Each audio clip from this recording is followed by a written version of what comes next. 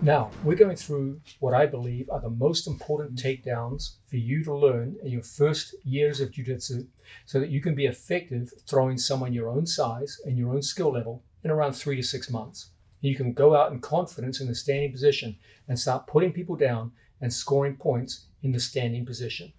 I could sit here all day and show you beautiful, complex takedowns that are very high skill and beautiful to look at. But they're going to take you a lot more time to learn. I'm going to show them to you later on in this video series, and I hope you love them. But you got to start somewhere. You got to have an effective way of going out against a tough opponent, your own size, your own skill level, and just putting them down and scoring. That's what this first video is about. Now, in jiu-jitsu, we can score with a snap down. In the sport of wrestling, if I snapped my opponent down to a turtle position and I ran behind him, that would score nothing, 0. Okay? In the sport of jiu-jitsu, if I can hold his knee down on the floor for 3 seconds, it scores 2 points, the same way any other throw works. So this is a great opportunity for us to score if we can get behind our opponent. It doesn't score if I just snap him down and I stay in front of him. This scores nothing. But if I get behind his elbows and I keep one of his knees down on the mat for 3 seconds, I score. If I feel I cannot keep his knees on the floor for 3 seconds, then it might well be worth my while to pull my opponent down and start getting hooks in. And that scores double what a takedown scores. It scores 4 points. So that's even better. So this is a great scoring opportunity. Getting hooks in judo wouldn't score you a dime. But in jiu-jitsu, it's the maximum score. So if you snap someone down to the mat and you keep the knee down on the floor for 3 seconds, you score 2 points. If you get your 2 hooks in, you double that, score 4 points. So snap downs are one of the very best ways for us to score in jiu-jitsu. And it's important we be good at them because they're relatively simple and they get you good scores. They're easier in general to score than a normal takedown where you put your opponent on his back. Now, these are an important category of moves, and here's a good rule of thumb with regards to snap downs. Please don't confuse snap downs with a gi with no gi. Okay? If we were working no gi, snap downs have a very different order of operations. And typically they're a lot easier because no gi, the grips are a lot less robust. If we're working with a gi on and my opponent has a lapel grip, I don't care how strong you are, you're never going to snap him down. Okay? Because he's connected to your lapels. So every time I try to bring Giancarlo down, he's connected to me. And nothing happens. And you just end up looking kind of silly, pulling on your opponent with no result. You're only going to snap your opponent down when you take the power hand off your lapel. And he no longer has a connection to your torso. Now he can grab my sleeve, but that's not going to stop him. If I can bring his head in front of his feet, which is common in jiu-jitsu because many people stand like this. And best of all, I can bring his hand inside so that I have 2 on him and he only has 1 feeble hand on me. Under these circumstances, now you can snap people down. The best way is not to walk backwards, it's to circle. So that I circle, and pull down to the mat. That's the best way to do it. Break the connection to your torso, get his head in front of his toes, and circle. If you can do those 3 things, you're going to pull a lot of people down to the mat. So we're going to go IOTS situation. Giancarlo comes out, gets a good grip. From here, I go through, snap his grip off, and dance. I put my second hand on. Giancarlo takes the only grip he can get. It's not good enough. From here, I circle, pull him, and I put him down to the floor. Now I make a choice between which way I'm going to go. Now we've scored if we can keep his knee on the floor for 3 seconds. If not, I'll take his back and get my score that way, double my score. So once again, right versus right situation. He comes in, we get our grip. I dance, put my second hand on. He doesn't have a torso grip. If he reaches for my torso, I keep it across. My right foot steps in front of his right foot. I step around the corner and I pull and dance. He goes down to the floor, block, and we're in position to score. This is a very realistic way to score against tough opponents. It's particularly good in jiu-jitsu because most jiu-jitsu players tend to stand in jigotai with the head in front of the toes. If Giancarlo puts a hand on my back and walks, I get broken to the mat. It's much harder to snap someone whose head is upright. Now I go to snap, it's hard. But paradoxically, it's now easy to go into the legs. So in jiu-jitsu, we play between the snap of the hands to the mat and the snap of the hands to his legs. As we lock up with our training partner, if his head goes up and I pull, I go into the legs. If the head goes down, then from here, we go in and score. Okay? And we play that simple dilemma to get points on the board, standing position. Okay, one of the most effective snap downs now in competition. Right versus right situation. We know it's a little risky to commit too early with the power hand. He turns inside me and I get thrown. So what we often do is we put in a reverse power hand. Right versus right, I take my left hand and I commit. I jab my hand in. I open the lapel and my two hands come together. So they're almost touching. Don't have a grip with the hands apart. Hands almost touching. Right versus right, hands up. From here, I go in, reverse power hand. Second hand goes on. I don't care if he grabs my hands now, it's irrelevant. Okay, some will, some won't. Now, I'm going to circle and pull. As I make the circle and pull, I'm going to run past my training partner. I'm going to go a half sessai. And as a result, we're able to turn and put his hands on the mat.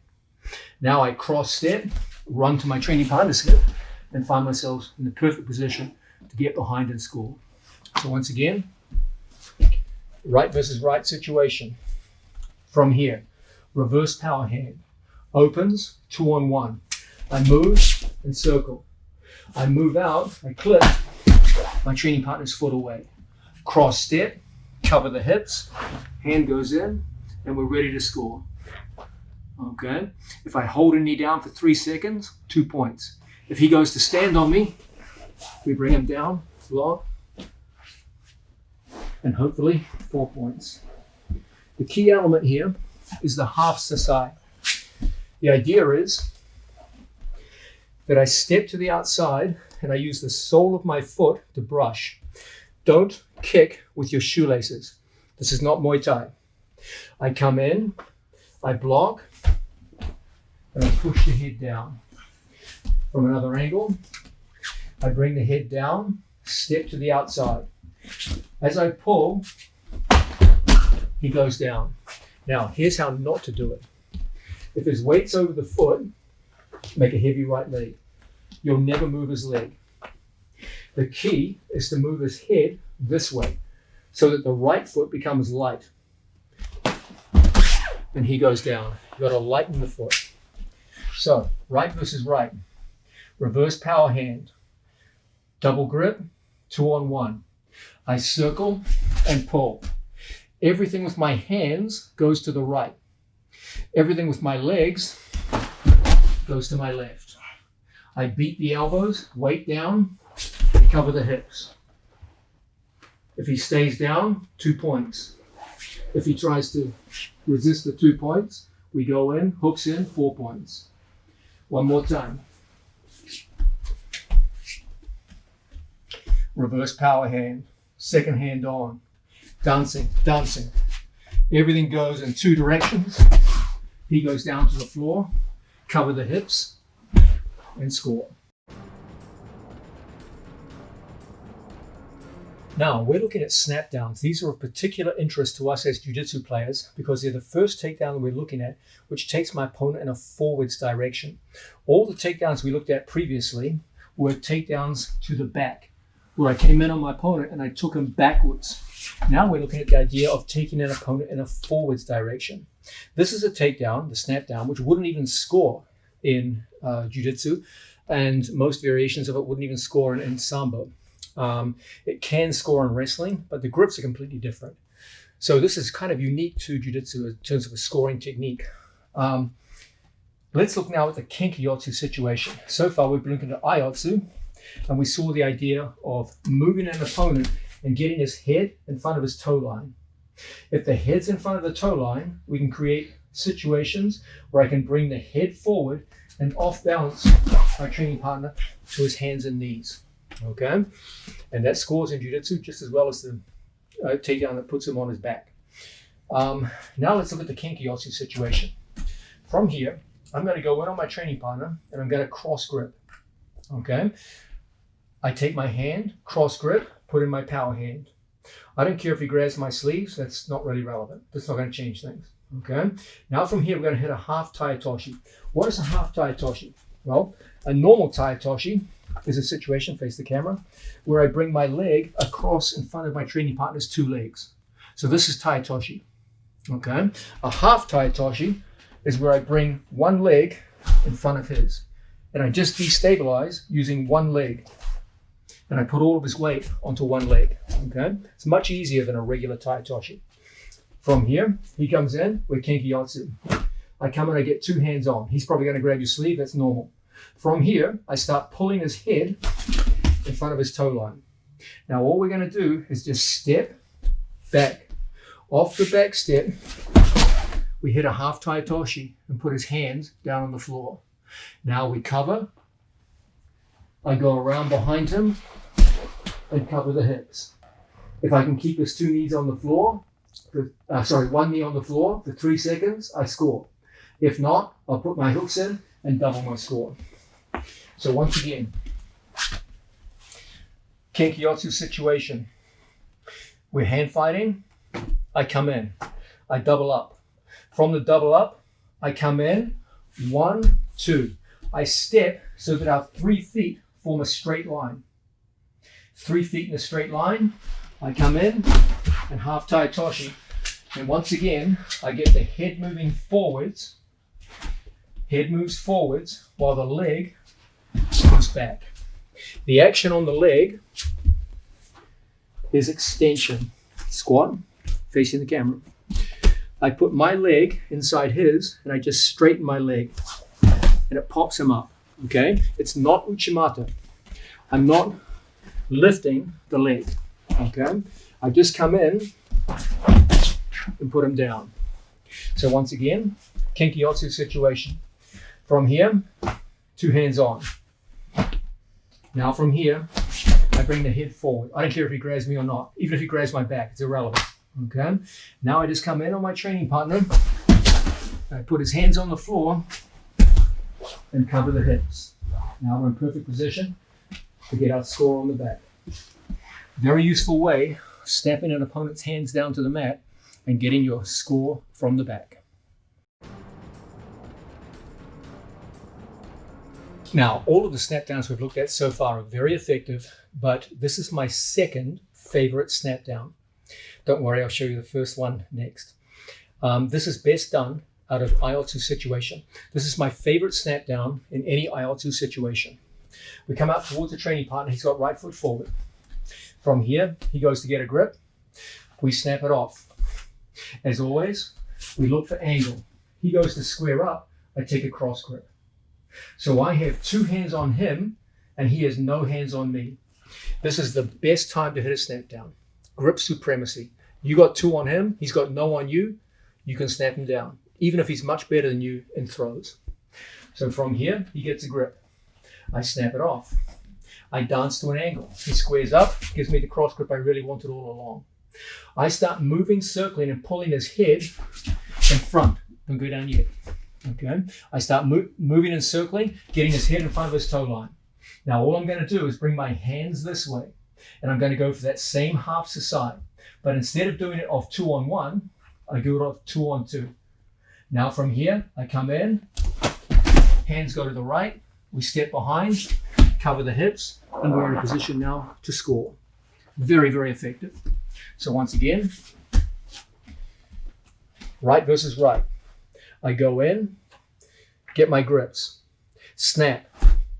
From this position, I start circling and pulling. Now as I go in on my training partner, everything goes in opposite directions. Now we're in perfect position to go through and get to our score. Super simple, super effective. Again, I want the upper body going this way. And I want the lower body going this way, opposite directions. And as a result, we score a beautiful snap. If he's connected to me, it'll never work. He's connected. So I break the connection, circle. Now, everything goes to my right upper body, everything goes to my left lower body. Cover and score. Super simple, super effective IELTS situation. I saved the best till last. In my opinion, this is the most effective snap down in all of Jiu-Jitsu. If I could only have one for the rest of my life, this is the one I would choose. It's extremely easy. You can use it on people who are better in the standing position than you, and it works like a damn charm. Kenki-Yatsu situation. From here, he reaches, I intercept. Or he gets a grip, I snap it off. We have a cross cuff grip on our training partner. I bring my head over my training partner's arm and I grip over his back. So I have a good grip here in his middle back and I have a good grip here. I have two hands on him. How many does he have on me? 0. Okay, hips in. Now, from here, we're going to hit a half tai toshi. Again, it's not uchimata, it's half tai toshi. I line my left foot up with his 2 feet. So 3 feet in a straight line. Now from here, you snap, and it puts you right behind him, right from the start. It doesn't get any better than that, guys. It's so easy and so damn effective. Okay, he's in front of us, distance.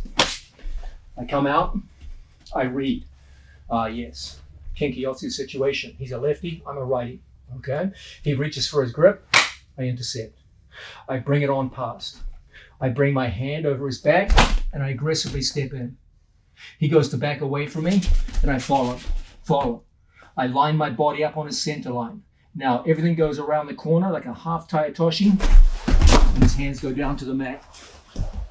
Now we're in perfect position to score. Facing this way. My opponent comes out right-handed, catch. I bring the hand across my center line. I bring my body inside. I get to my grips. I start walking. I don't care if he puts the second hand on me, it's irrelevant. Okay? Now I line up on his center line, hips nice and low. I come in half tai toshi, hands to the floor, spin, go behind. Okay? Changing the angle.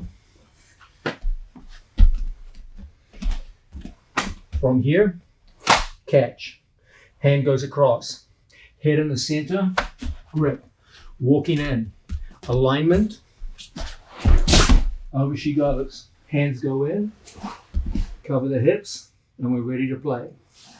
Changing the angle. Catch. Cross the center line. In we go. Half tai toshi. Cover the hips, and we're ready to play. So simple, so effective.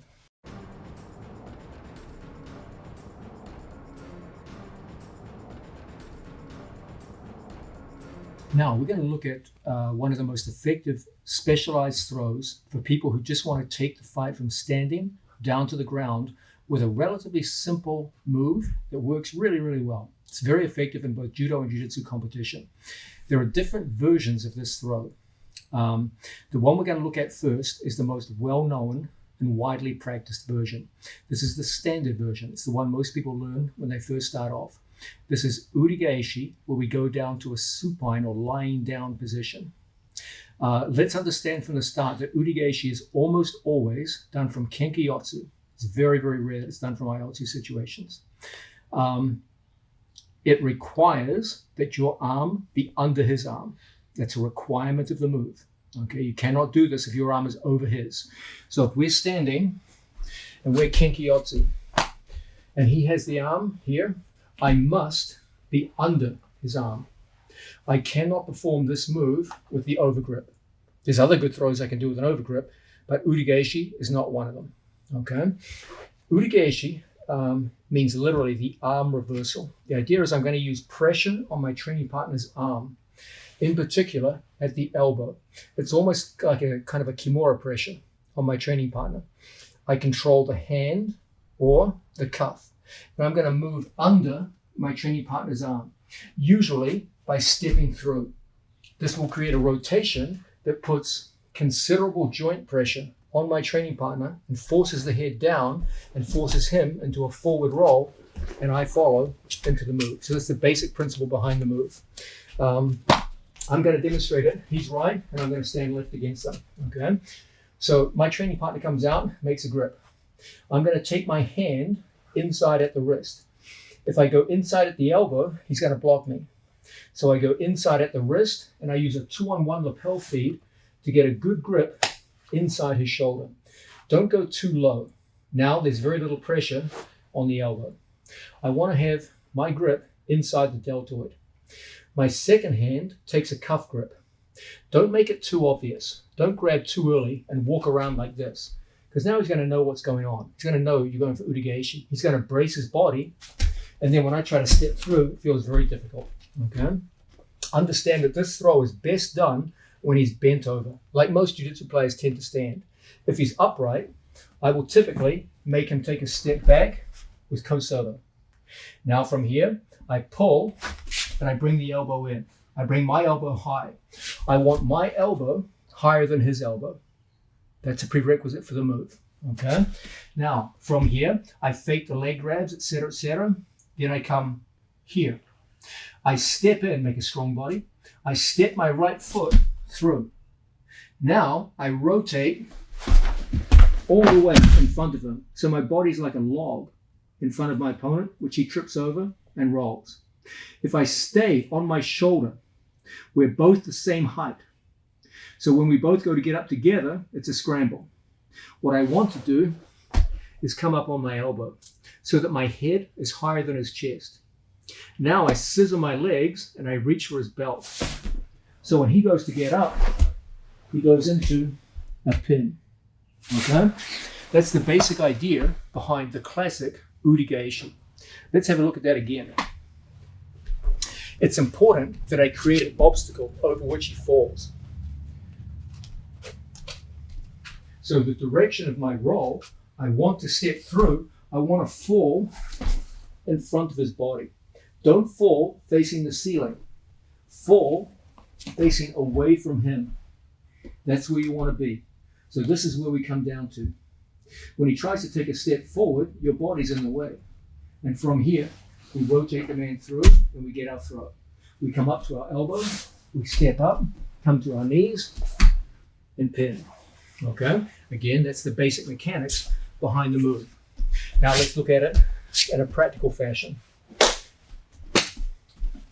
We come out, I read the situation. It's Kenkiotsu.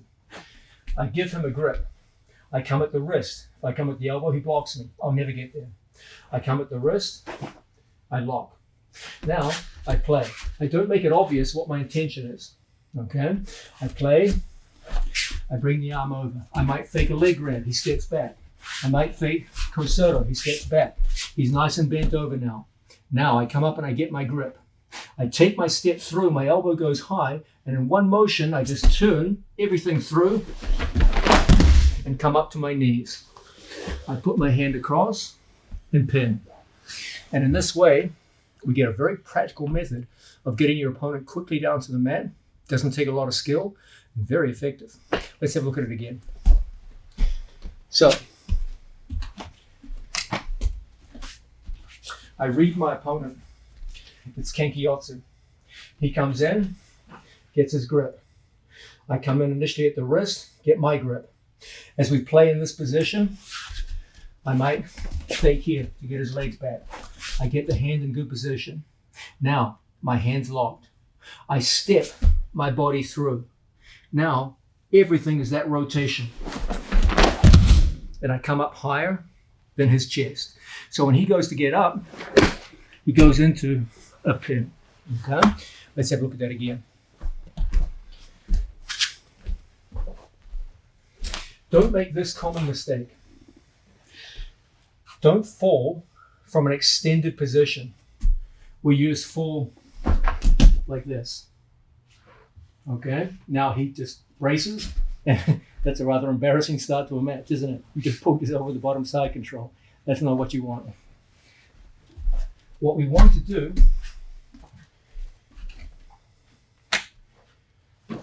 is lock up, get your elbow in position, get his legs back, and then I want to come down and squat so that I'm so low that when I throw my body, it's like the rolling of a crocodile. And we come up, hand on the chest, pin. Okay? Whenever I teach this, people look at it and they're like, oh, that's pretty cool. Seems pretty easy. Let me do it. And this happens. They come out, they get their grips, they make it obvious what their intention is.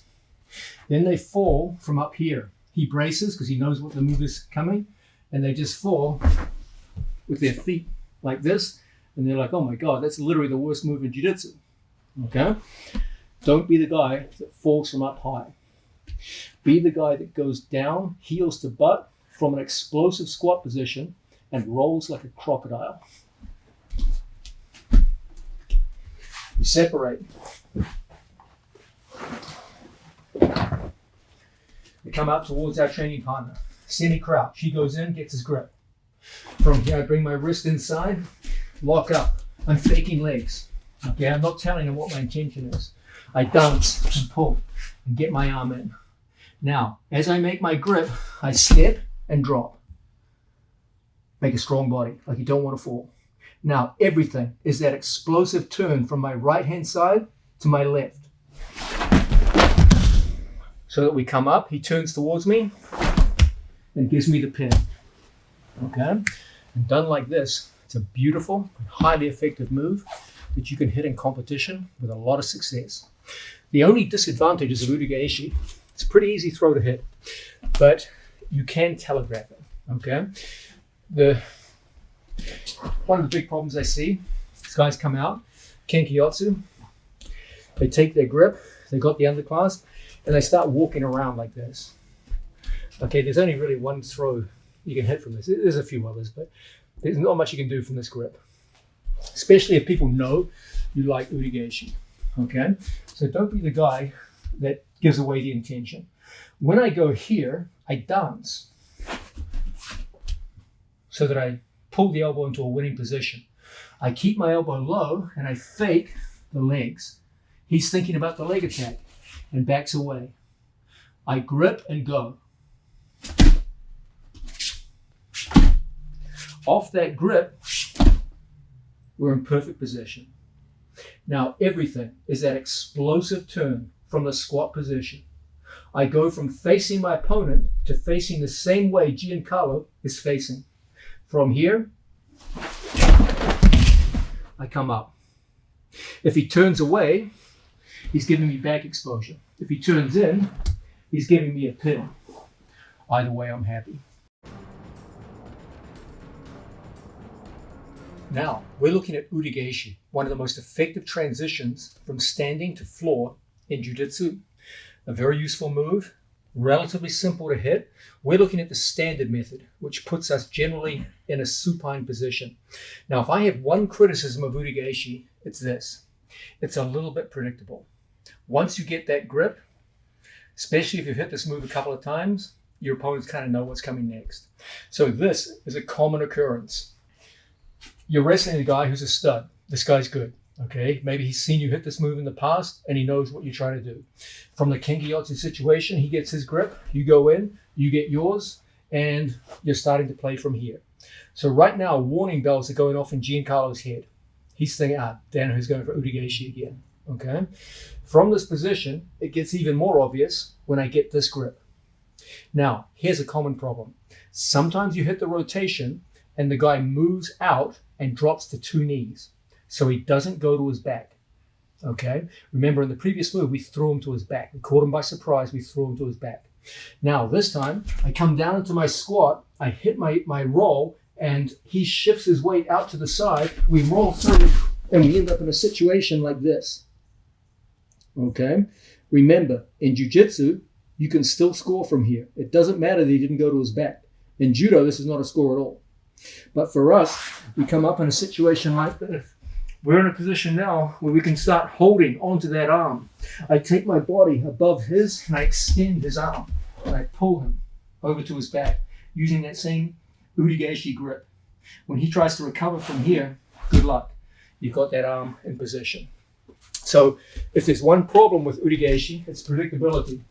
The good news is, even when he anticipates it, he's still got a good move in there. So we come out, he gets his grip. I go inside the wrist, 2-on-1 lapel feed, making sure I grip right inside. I keep his hand down. Now from here, I go over the top. I'm in a good position to attack. I come through, I lower my level. I hit my explosive turn, but he steps out. And as a result, we end up here. Okay? Didn't get a conventional score.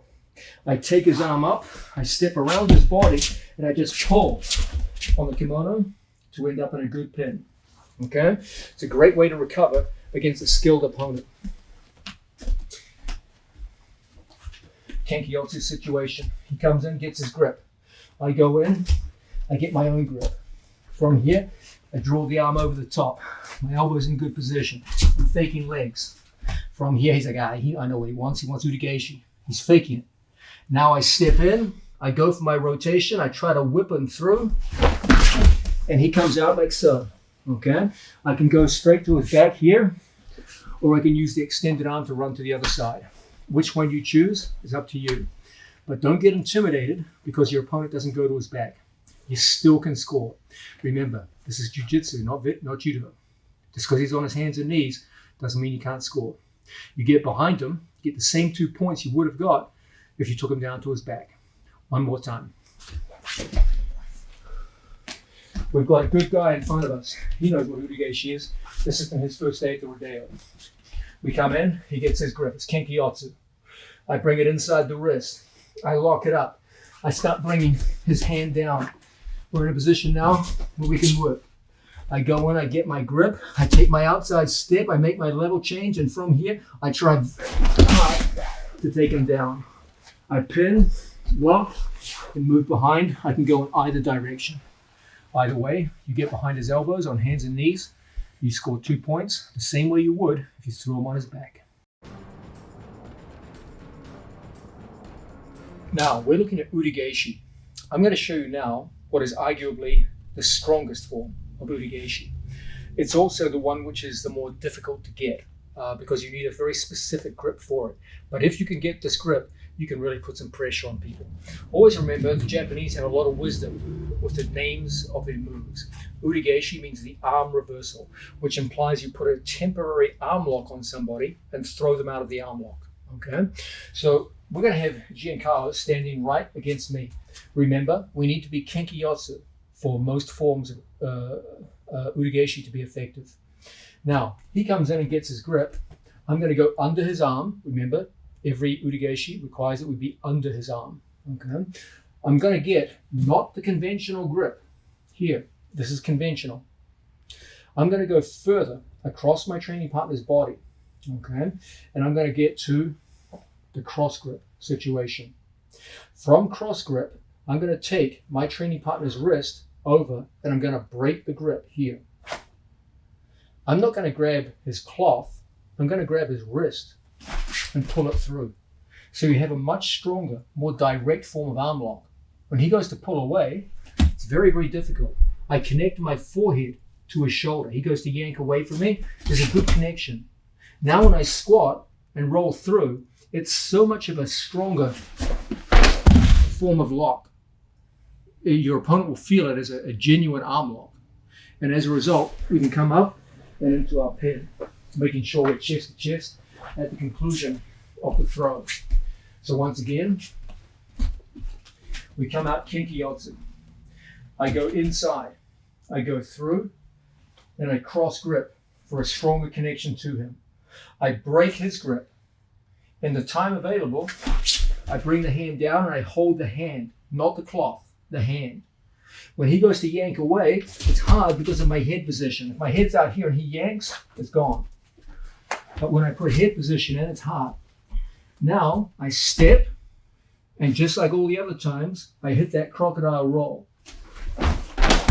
And as a result, we come up chest to chest and into our pin. This is a stronger form of Urigeshi. Harder to get the grip, but if you do get it, it's a punishing roll for your training partner. We're going to look at a throw. It's not really a throw, to be honest with you. It's a snap down, but it's an important category of snap down in the sport of jiu-jitsu. It's often misdescribed as a seoi nage. It is not, okay? Understand that seoi nage, the idea is to get underneath my opponent's center of gravity and lift them. So any seoi nage, I'll demonstrate a drop, Ippon Seoi-nage, okay? He's got a grip. From here, spread the feet. From here, in Ippon Seoi-nage, I go through and underneath my training partner's center of gravity. And from here, there's a rotation and a lift. Okay, so the idea of Seoi-nage is I go under and lift. I get under a center of gravity. In the Seoi snap, there is a superficial resemblance with Seoi-nage, but the actual criteria and mechanics of the throw are radically different. I do not get under my opponent's center of gravity in a Seoi snap. I actually walk away from his center of gravity. It's the exact opposite of Seoi-nage. Instead of going in and under, I go out and away. The idea is that I'm going to bring my opponent's head in front of his toe line. Then I'm going to bring his hand high.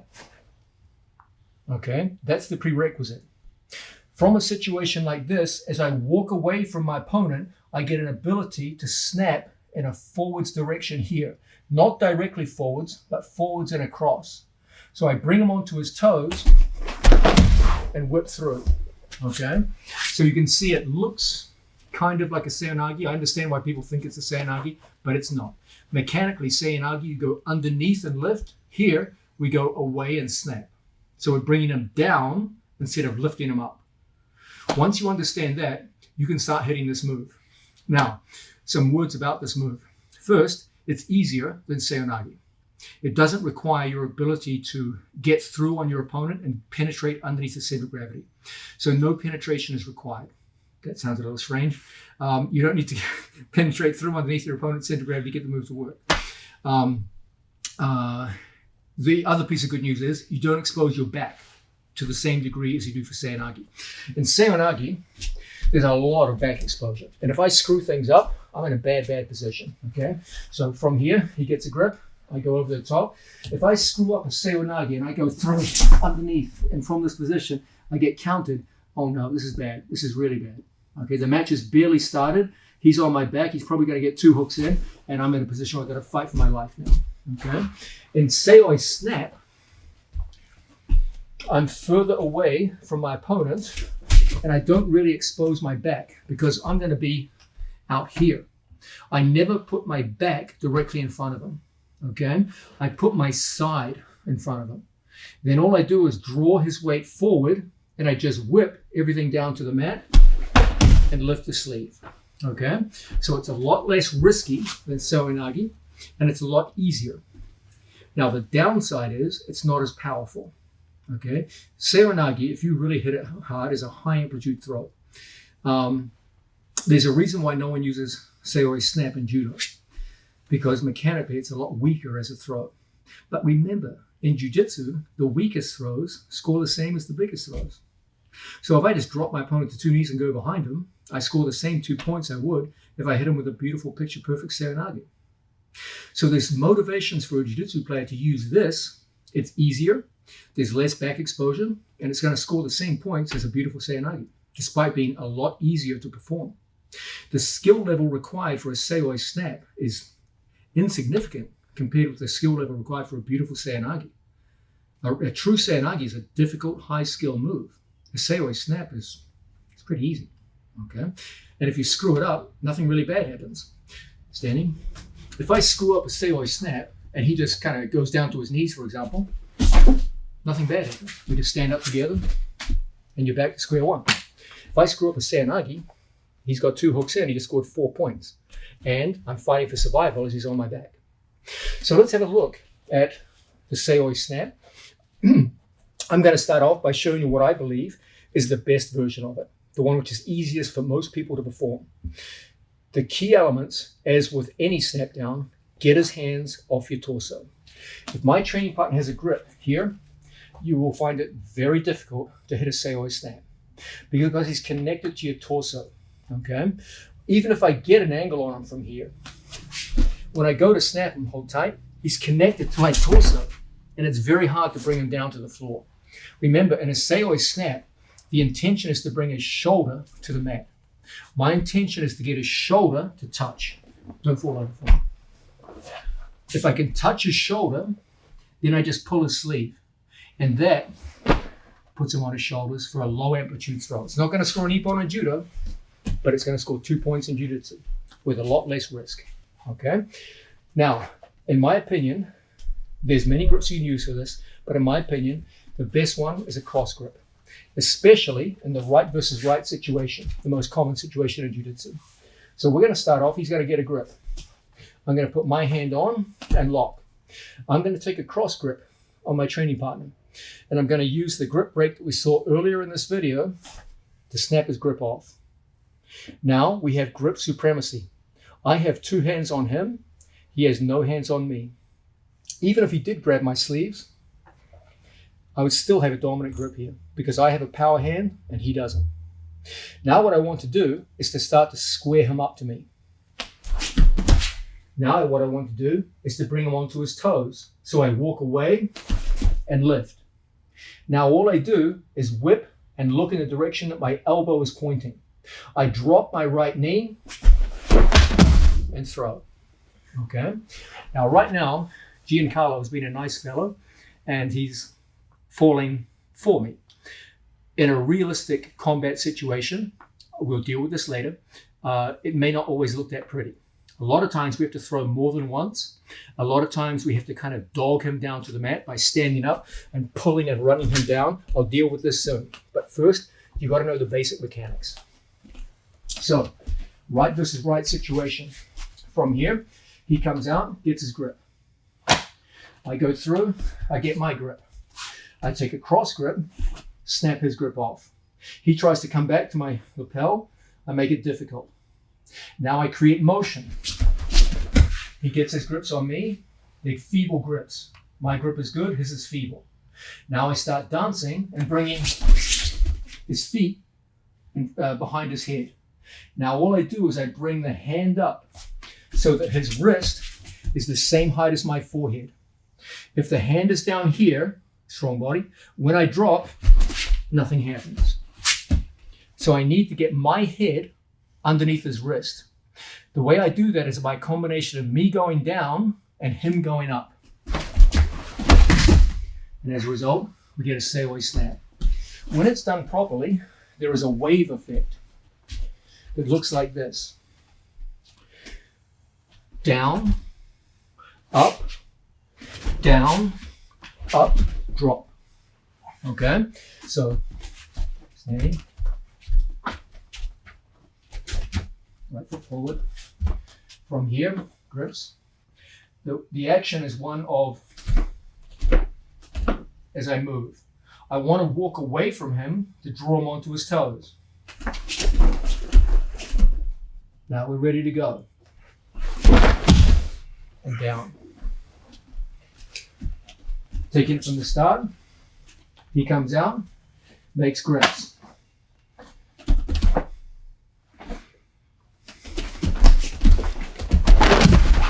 And seoi snap for the takedown. We're looking at seoi snap, a very practical form of takedown for jiu-jitsu purposes. Not a high amplitude throw, but a very simple one to perform for most people and very effective for scoring 2 points in jiu-jitsu. We understand that amplitude is not a concern in jiu-jitsu. The smallest throws score the same as the biggest throws. The beauty of a seoi snap is it doesn't generate much back explosion, so you're safer than you would be with a seoi-nage. You may not get the same amplitude. You're certainly not going to get the same lift and power. So it's not very good for scoring ippons in a judo tournament. but it is good for scoring safe, easy takedowns in a jiu-jitsu tournament. Now, in the previous move, we looked at what is my favorite grip and what I believe is the best grip for Seoi snap, which is the cross grip. The reason I favor the cross grip so much is because it generates extreme control of one shoulder. Coming close to the camera, facing the camera. From here, what I want to do is take his shoulder to the mat, in particular, the right shoulder. So when I bring his weight onto his toes, and then from here I make a drop, I've got two hands on the near shoulder. And as a result, it's an easy break down to the floor. Okay. The only problem with this method, it's a little bit predictable. You get that cross grip and your opponent kind of figures out, oh, Seoi snap. So what they start doing is planting their lead foot. So we circle, he brings the right foot forward. And now when I try Seoi snap, he's got a planted leg. Okay. One way to get around this is to use a straight lapel grip. The problem of straight lapel is you don't have such direct control of the shoulder you want. Okay, so it's a little bit more difficult, but on the other hand, it's a little less predictable. When we use this method, don't grip up high. You want to be able to use play in the gi. So I use a grip below the clavicle. Normally, we like high grips to control the head. Here, we come down and we use the play of the gi to push into the shoulder and pull forward. Okay, so from here, we come out, he goes right, I take the hand off. I bring the hand in, he goes to square up, I put my second hand on. Now he can get his grips on me, means nothing. From here, I start the same rhythmical wave motion where I dance away from my training partner and I create a wave. Now off the wave, we bring him up. I take my right knee and I drop to the floor and everything goes down like chopping wood down to the floor. The idea is to chop from this position. It's not Seoi nage. I'm not going underneath my opponent's body. Okay? We're going away from your opponent's body. The further out I am, the easier it becomes to drive the head and shoulder to the mat with a Seoi snap. So once again, right versus right situation. I come in like so. I get my second grip. I whip it out. Now, I start taking his foot and bringing his head in front of the line of his feet. Now we just drop and place the man down. And this is the Seoi snap from sleeve lapel. Now we're looking at the Seoi snap, a very useful method of taking an opponent down to the ground, appropriate for the sport of jiu-jitsu. It generates less power than a Seoi nage. Mechanically, it's very different. The idea is to move away from an opponent and snap him downwards, as opposed to a Seoi nage, where I go towards my opponent and lift him upwards. There's a choice when you work this move. You can go for a single knee drop or a double knee drop. Me personally, I have a crippled leg. I think a lot of you know that by now. I have a hip replacement and a crippled leg. So I personally prefer the single knee drop because I can drop onto my good knee. But you guys are healthy. And so you might make a choice between single knee drop versus double knee drop. They're both really good. They're both proven in competition. I'm going to demonstrate the difference now. Okay. The single knee drop is what I've been using so far. It's my personal preference, but it doesn't have to be your personal preference. Okay, right versus right situation. He comes out to make grips. We intercept. I go in. I'm going to demonstrate it from a cross grip, but you could also do it from a straight grip. Okay. Now, we have grip supremacy. I have grips on him. He has no grips on me. So we start dancing and moving and creating the wave effect, like so. Now from here, as I go up, single knee drop, I turn, I step away from my opponent, and my right knee drops to the floor. And we get a single knee drop, okay? I personally prefer this method. I'll explain why soon. It's not just the fact that I'm a cripple. There are other reasons too. Now let's compare this with a double knee drop. In double knee drop, I get the same grip. I move my opponent away. I bring the hand up.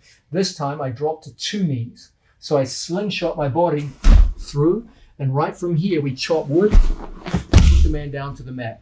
The idea is you want to chop down. Remember, in Seoi Nage, we lift up. In Seoi Snap, we chop down. So the direction is down rather than lifting up. So mechanically, they're very different takedowns. Now, looking at the double drop, we come in, we get our grip, and we pull him onto us.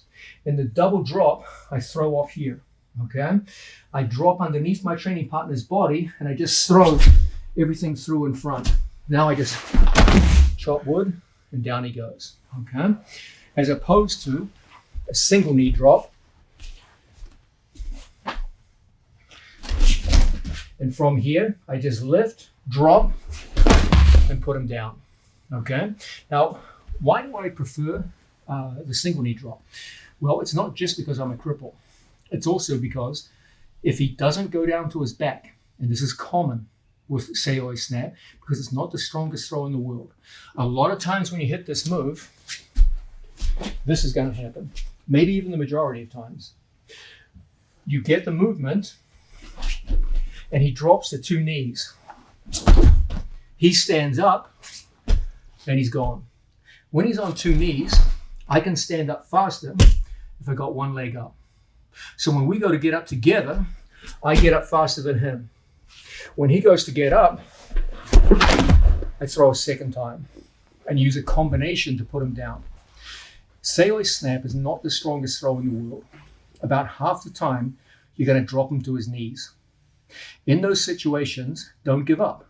Just hit a second or third attempt, and you will often put him down on the second or third attempt, especially as he goes to stand up. Time his stand up, and you'll throw a lot of people.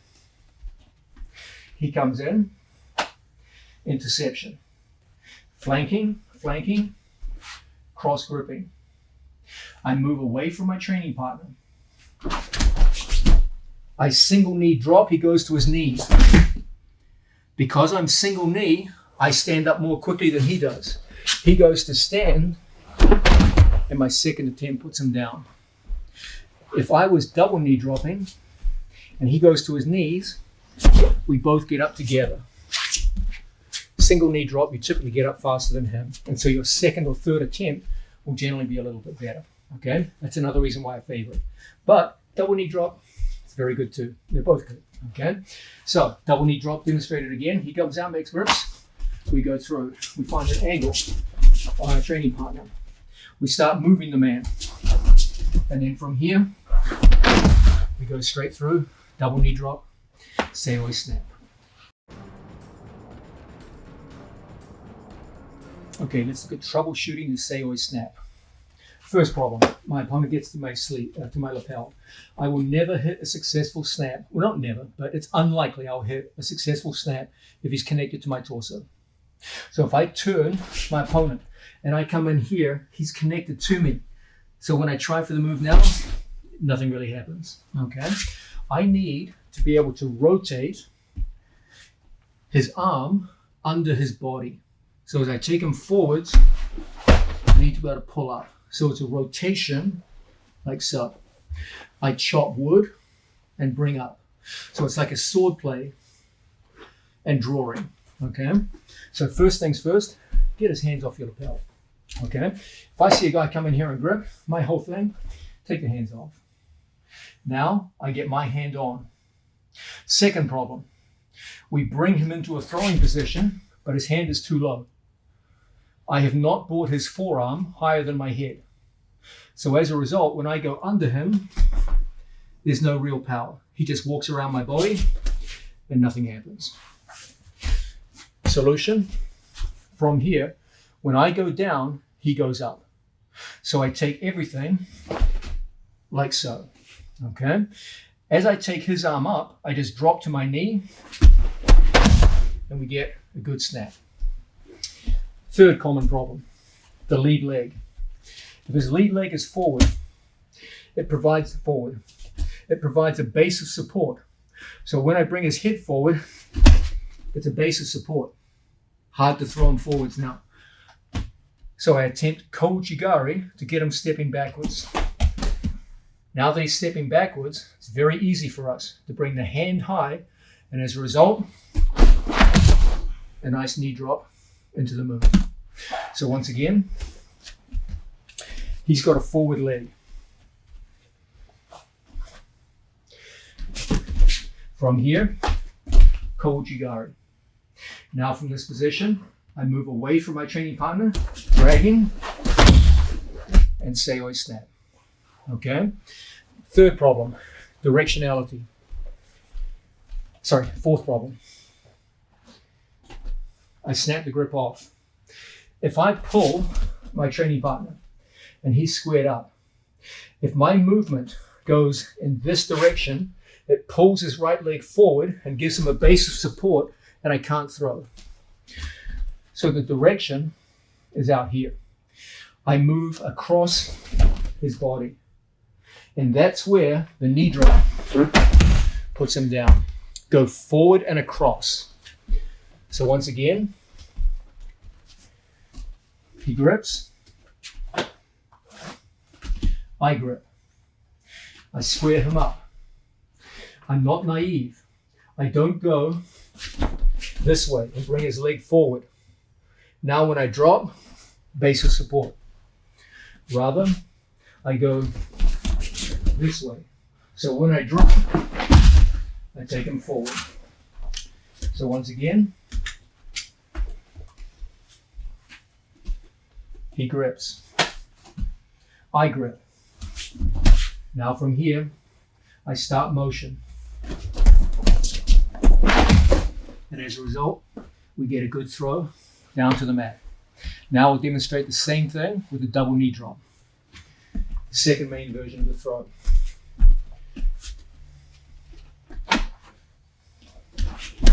I move across my training partner's body. Now from here, down to two knees and throwing. Troubleshooting the Seoi snap. We're going to come to a new section of the Feet to Floor Volume 1 video. This is the subject matter of rare takedowns, where we're behind our opponent and looking to take them down. When most people think about takedowns in the sport of jiu-jitsu, they always associate the idea of front takedowns. And it's natural that you think this way, because when the match starts, of course, you're facing your opponent. So when most people think in terms of takedowns, I think of a situation where they're in front of their training partner. They create conditions to set up a good attempt. Their training partner to take them down to the floor and run the man down to the mat. Okay, so that's what most people think of in terms of takedowns, front takedowns. But you have to understand that in jiu-jitsu, there's a whole category of takedowns where you're behind people and looking to take them down. Please understand that if we're behind someone and we bring him down to a turtle position. Say, for example, I came in, locked my training partner, and brought him down to the floor. This would score in jiu-jitsu provided I can keep one of my opponent's knees on the mat for 3 seconds. Okay? Understand that in other grappling sports, like judo, that would score nothing. Okay? Jiu-jitsu has 2 categories of scores for takedowns. There are categories where we bring our opponent down towards his back, buttocks, or side. So, for example, if we're here with our training partner, we attack, say, Ouchigari, and drive our training partner down. That brought him down to his back and side. If I can hold him there for 3 seconds, I score. Okay? But there is a second category of takedowns in jiu-jitsu where my opponent goes down to hands and knees. Okay? And this might occur, for example, out of a snap down. Yeah. I drag him down. If I can get behind my training partner's elbows and keep one knee on the floor for 3 seconds, that's going to be a score in the same way that putting him on his back would score. So there's 2 categories of takedown in jiu-jitsu. There are takedowns where you put your opponent down into a supine position, and takedowns where you put him down into a prone position, where his chest faces down towards the floor. The only condition is you have to keep at least one of his knees on the floor for around 3 seconds. Okay? So there's this whole second category of takedowns which score in jiu-jitsu but would not score in other grappling styles such as judo, for example. We need to know how to take advantage of this. Okay, you will generally find that takedowns from the rear are significantly easier than takedowns from the front. When I'm in front of somebody, they can fight me with their hands. They can grip fight, make things hard for you to even get to a grip on them. Okay, they can take me out of balance in situations like this and start making things awfully difficult for me. But when you get behind someone, their capacity to grip fight with you is significantly diminished. Now they can only fight your hands down here. Okay, they're very much in a defensive situation. It's much easier for me to off-balance someone from behind than it is when I'm in front of them. So the game gets significantly easier when we get behind people. As a general rule, takedowns from the rear are significantly easier for most athletes to learn than takedowns from the front. So we have to take advantage of this because in jiu-jitsu, they score the same. A rear takedown scores 2 points and a front takedown scores 2 points. If one of them is significantly easier than the other, might as well focus on those, right? So a big part of our standing curriculum in jiu-jitsu has to be concerned with these so-called rear takedowns. Now, a natural question for us to ask is, okay, that sounds great, but how the hell are you going to get behind someone in the standing position? Because when the match starts, you're facing each other. How are you going to get there? Okay. Well, you probably guessed from watching earlier in the video that as we come out of the grip fighting situations, there's going to be many ways for us to get behind an opponent. Okay.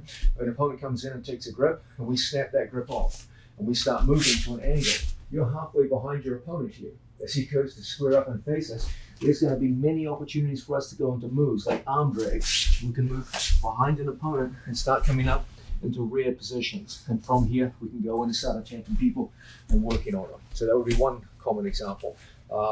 Another example, someone's here, they've got a grip on us. We could use specialized grips, like a cross grip, like so. A grip where I get a hold of my training partner's sleeve cuff here, facing. And from a situation like so, I just step inside my training partner's legs, bring my training partner's arms by with a wrist throw by. This is a common way for us to work to get to the rear body lock in standing position in a gi. Okay, so look how we grip here on the outside. I take a cross grip on my training partner's sleeve. I step in one motion, everything goes straight on by. We throw the arm on pass, and we're in a good position now and find ourselves in a rear body lock. And from here, many ways for us to go in on the attack. So that would be another example of how we could get behind our opponent in the standing position.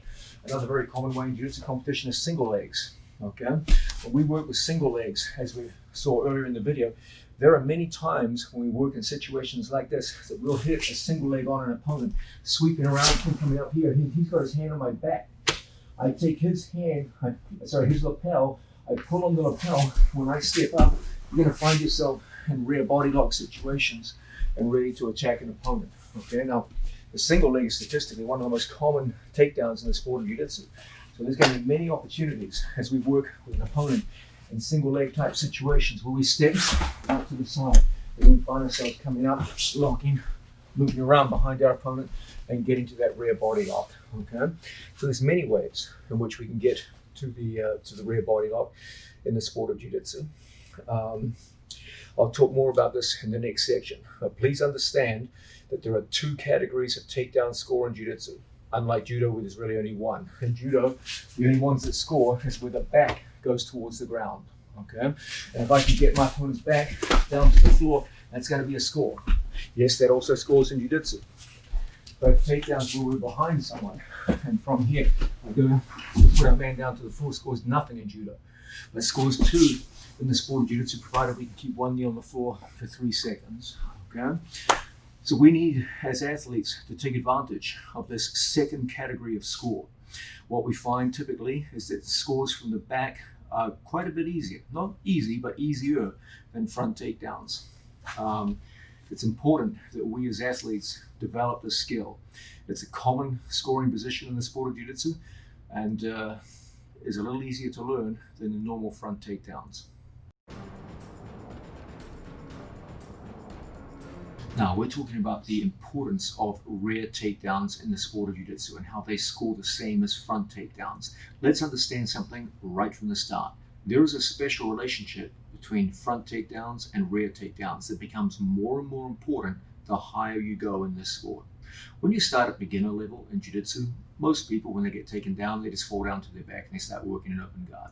Okay, so if we hit a basic form of takedown, say Ouchi-gari, okay, we're here with the training partner, with the junior man, we come driving into the attack, we put him down. Most people at beginner level jiu-jitsu just say, hey, I got taken down, let me work from open guard. Okay, and there's nothing wrong with that. if the match just started, it's only 2 points for a takedown, you might say to yourself, well, I'm better off just working from open guard and I'll come back and I'll win from there. But as you get higher and higher in the sport, you're going to get to deal more and more with opponents who just don't accept takedowns. The reason for this is simple. Because jiu-jitsu has a very unique rule structure.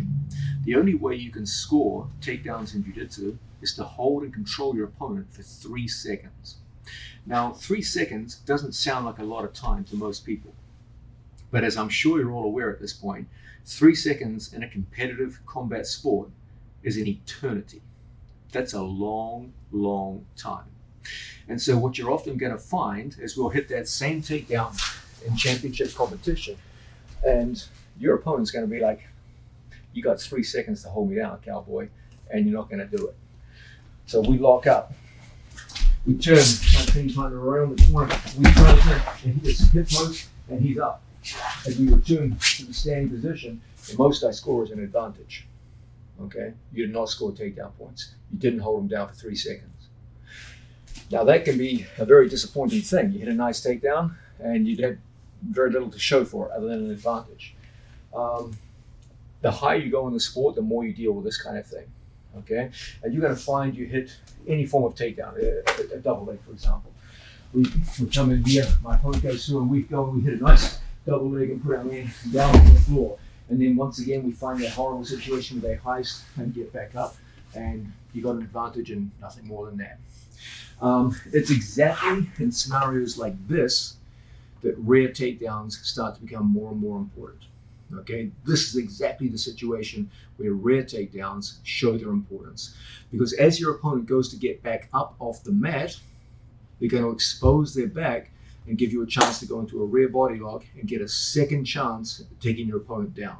Okay, so let's say one of the more common takedowns in the sport is single leg. Okay, we've got an opponent, we're working like so, and we come into a single leg situation. As we come up, I see him fight. We successfully put the fellow down, but from here he springs up to his feet. And now what have we got? We've got a situation where we can go behind our man. Okay, and we've got to a standing rear body lock.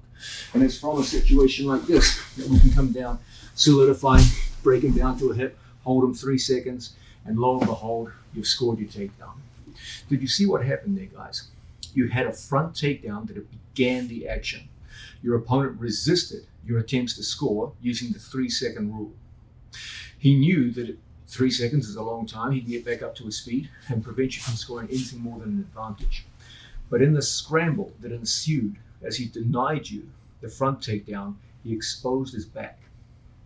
As he exposed the back, you got a second chance at a rear takedown, which is typically easier than the front takedown you started with. And then you did score.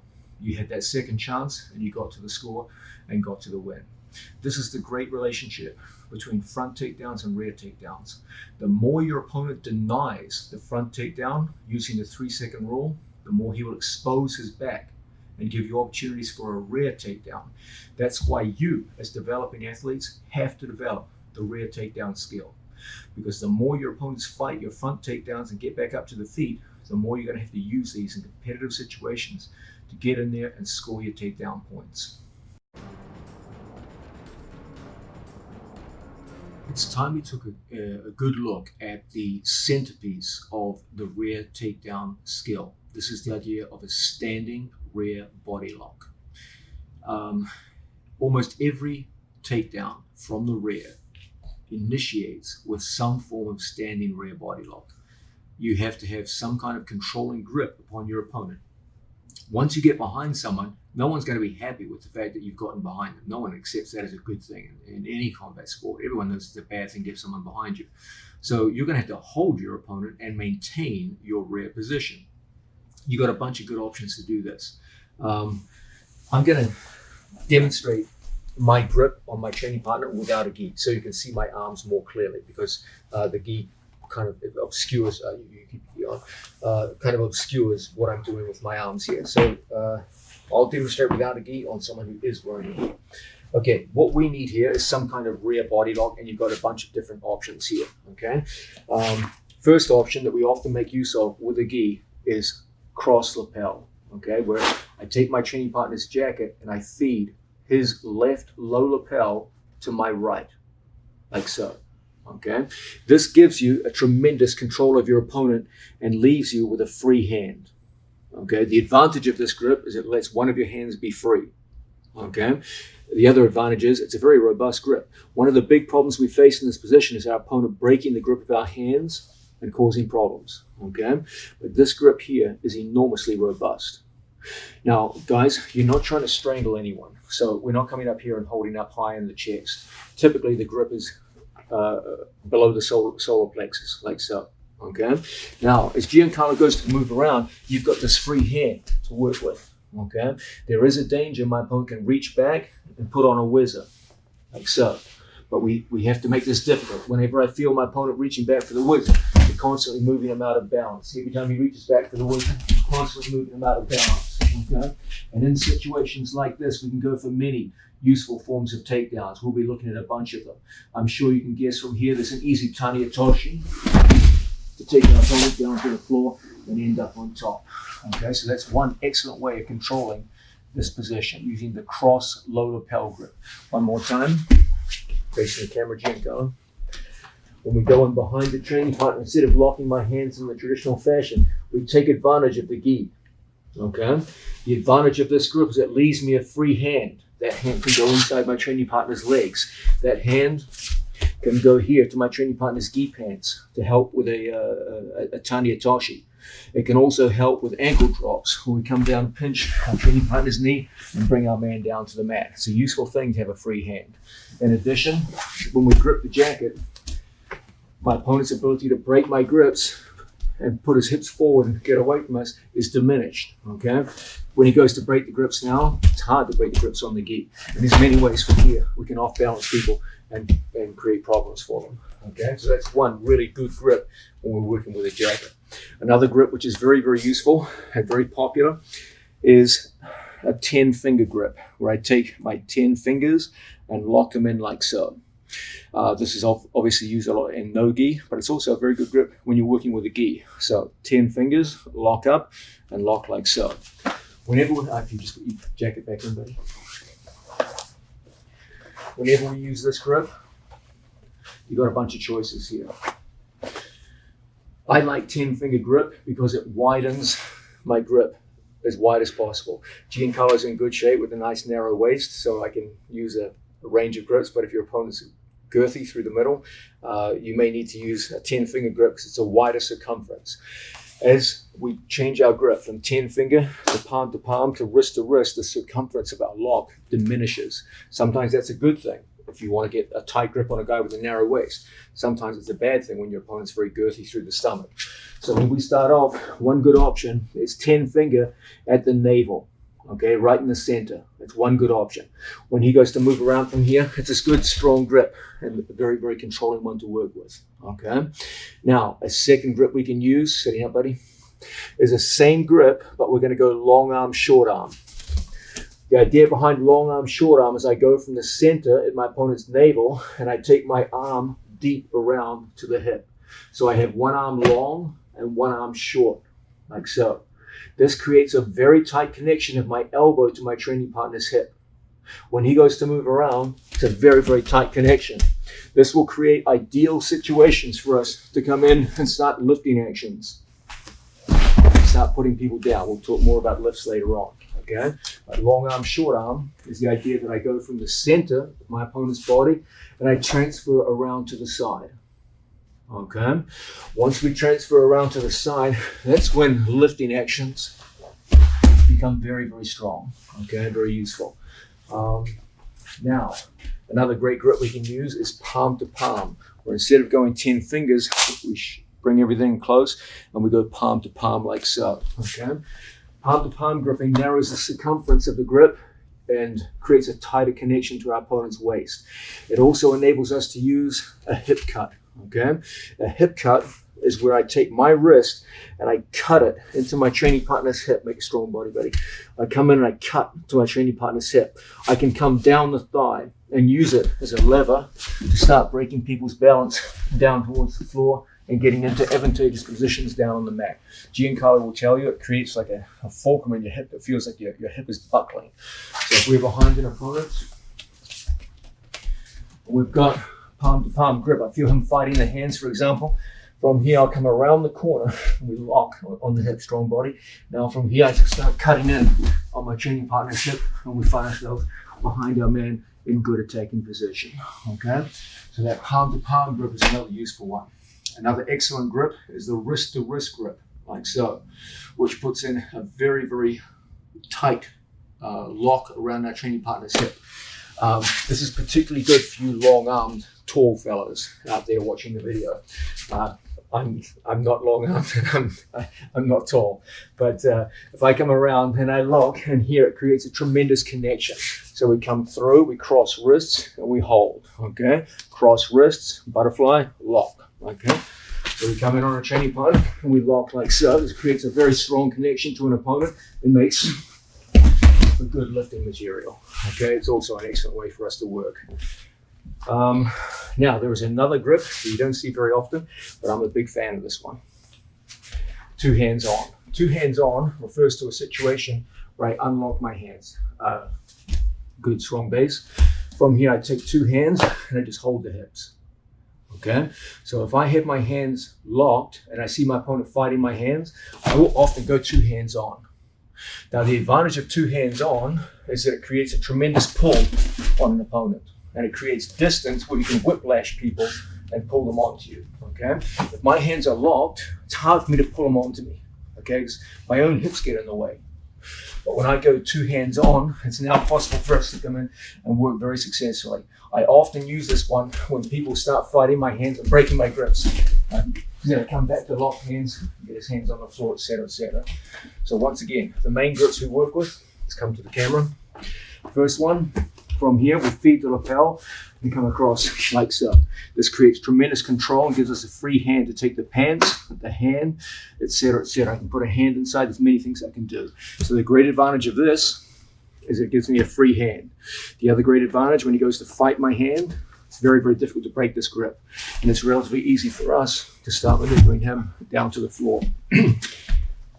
Second grip, 10 finger, which can be either in the middle or it can be long arm, short arm, which will give us good opportunities to go into the various lifts that we'll be looking at later on, okay? Second is palm to palm. The beauty of palm to palm is it can give us a hip cut where I come in, strong body, buddy, where I take my forearm into my training partner's hip, and from here I can buckle people and off balance them. Third one is the wrist to wrist grip, or the butterfly lock. As we lock around our training partner, it creates very, very tight hip connection and creates a good lift to start putting people down that we'll look at later on in the video. And the last one is two hands on. From a situation where I feel my grip is breaking, we'll come in here and initiate with two hands on and start getting people out of balance, okay? All very useful ways to control our opponent using the various grips. One of the great themes of this video has been the idea that takedowns by themselves are not enough. If I just show you takedowns, it's going to be very hard for you to actually apply them in a competitive situation. The idea of this video, the main theme of it, is that the only way you're going to score takedowns on a tough resisting opponent is to have precursor skills which actually make the takedowns work. And without the precursor skills, you can practice takedowns all day and you're never going to take down anybody. But once you get the precursor skills down, suddenly the takedowns can work their magic.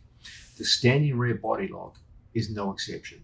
You have to learn the skills of grip, which we just looked at, stance, motion, and kazushi, off balancing your opponent, and also a little bit on position. Now the good news is these things are much easier when you're behind someone than when you're in front. We had to put whole sections on how to get people out of balance, how to move them, how to create positional advantage when we're in front of people. When you're behind people, the general task is a lot easier, okay? I'm not gonna lie to you guys. If you have a choice between scoring from a rear takedown versus a front takedown, take the rear takedown. It's way, way easier. I'm just going to give you some insights now on creating kazushi when you're behind someone. Again, it's a lot easier than when you're in front, but still, you got to do it. Okay, it may be a lower hurdle, but it's still a hurdle you have to jump over.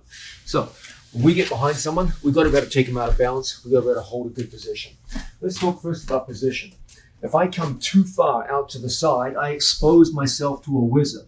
My opponent reaches back, and now I'm no longer behind my opponent. Once he puts a whizzer on in this position, you are officially no longer behind the man. Why? Because Giancarlo's elbow is in between me and his back. If there's no whizzer, and I'm behind his elbow, then I'm technically behind my opponent. But if his elbow reaches back and becomes an impediment between the two of us, you are no longer behind the man. In fact, not only are you no longer behind him, but Giancarlo can throw me pretty severely here with, say, for example, Uchimata, and take me down to the floor. Okay? So I can't expose myself to his whizzer like that. I can't come too far out to the side and have him put in a whizzer. So I always want to make sure that I'm positioned behind my opponent, like so. Okay? If he reaches back with a whizzer, I always want to move to the opposite side. Every time he reaches with a whizzer, I want to move across to the opposite side. So that's the position that we always want, away from the whizzer, directly behind our man and moving to the opposite side of a reach back whizzer. Now, with regards to the idea of movement, I like, once I get behind someone, to start a motion where I connect my elbow to the hip with long arm, short arm, or a grip on my training partner's lapel, and I use my elbow and the hip to start walking motions that takes my training partner in a circle and forces him to lower his base. If he stays bolt upright, it's very easy to off balance people in these situations and take them out of balance. Okay? So typically what happens is your opponent feels his balance being compromised by the motion, and they start lowering their level and widening their base. Okay? So when we come in here and we start working on a training partner, look how we can immediately change their base. Now as they come back up, they're going to be in a situation where many of your rear takedowns can work very, very well. Kazushi. My big thing is constant circular motion and pulling, okay? I switch between various hand grips, so I often go two hands on, take someone out of balance like so. As they go to recover, that's my signal to put a leg in front and bump them to create kazushi. Okay, so I put an impediment in front of the knee, and then I just push them over the impediment to break their balance and get a hand on the floor. Okay, I will often take a foot and block behind their leg and bump their balance in the backwards direction to get hands and knees on the floor. So my favorite kazushis involve a front block and bump forward, and a block behind the foot and a pull. Okay, these are my favorite ways to bump them and get hands and buttocks on the floor. So once again, when I'm in here, I will put a knee in front and then bump them over the knee to break their balance. Okay, I'm not clumsily chopping on my training partner's leg and hurting my training partner's knee. I just put an impediment and I just bump them over the impediment. Okay, then when I want to off balance them backwards, from here I just block. Okay, when I block, I pull and walk backwards, and it off balances them in a situation where it's very, very easy to get hands, knees, hips to the floor. So this is how we create kazushi, how we hold position, and how we generate motion from behind someone. And you will see that this is a lot easier. Off balancing someone when they're facing you, it's not easy. Okay, from here we saw many, many ways to do it, but I'm not going to lie to you, it's not an easy thing to do. Okay, but when you're behind someone, it's so much easier. Okay, when we get in here, start off balancing people, you just feel like, man, it's so much easier to off balance from the back than it is from the front. Take advantage of this. Remember, guys, rear takedowns score the same as front takedowns, but they're 100% easier to perform in competition. So anytime you get a chance to take someone down from the back, it's money in the bank.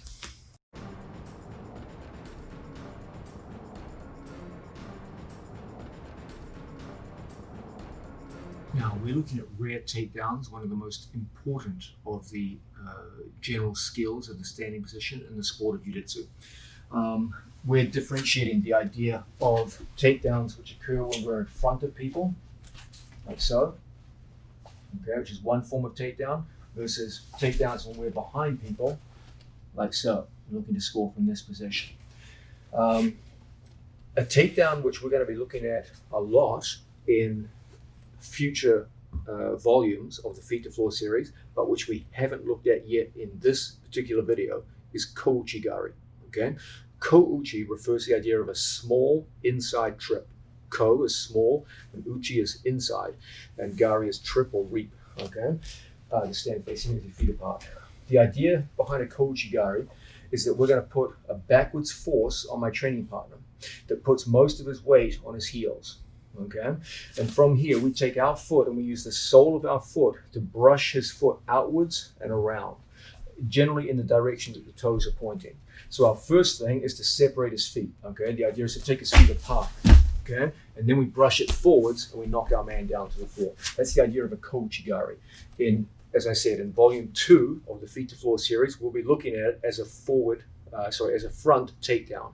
Okay, but our first thing is to look at it as a takedown from the back. Let's understand that when we're behind people, you have two big choices.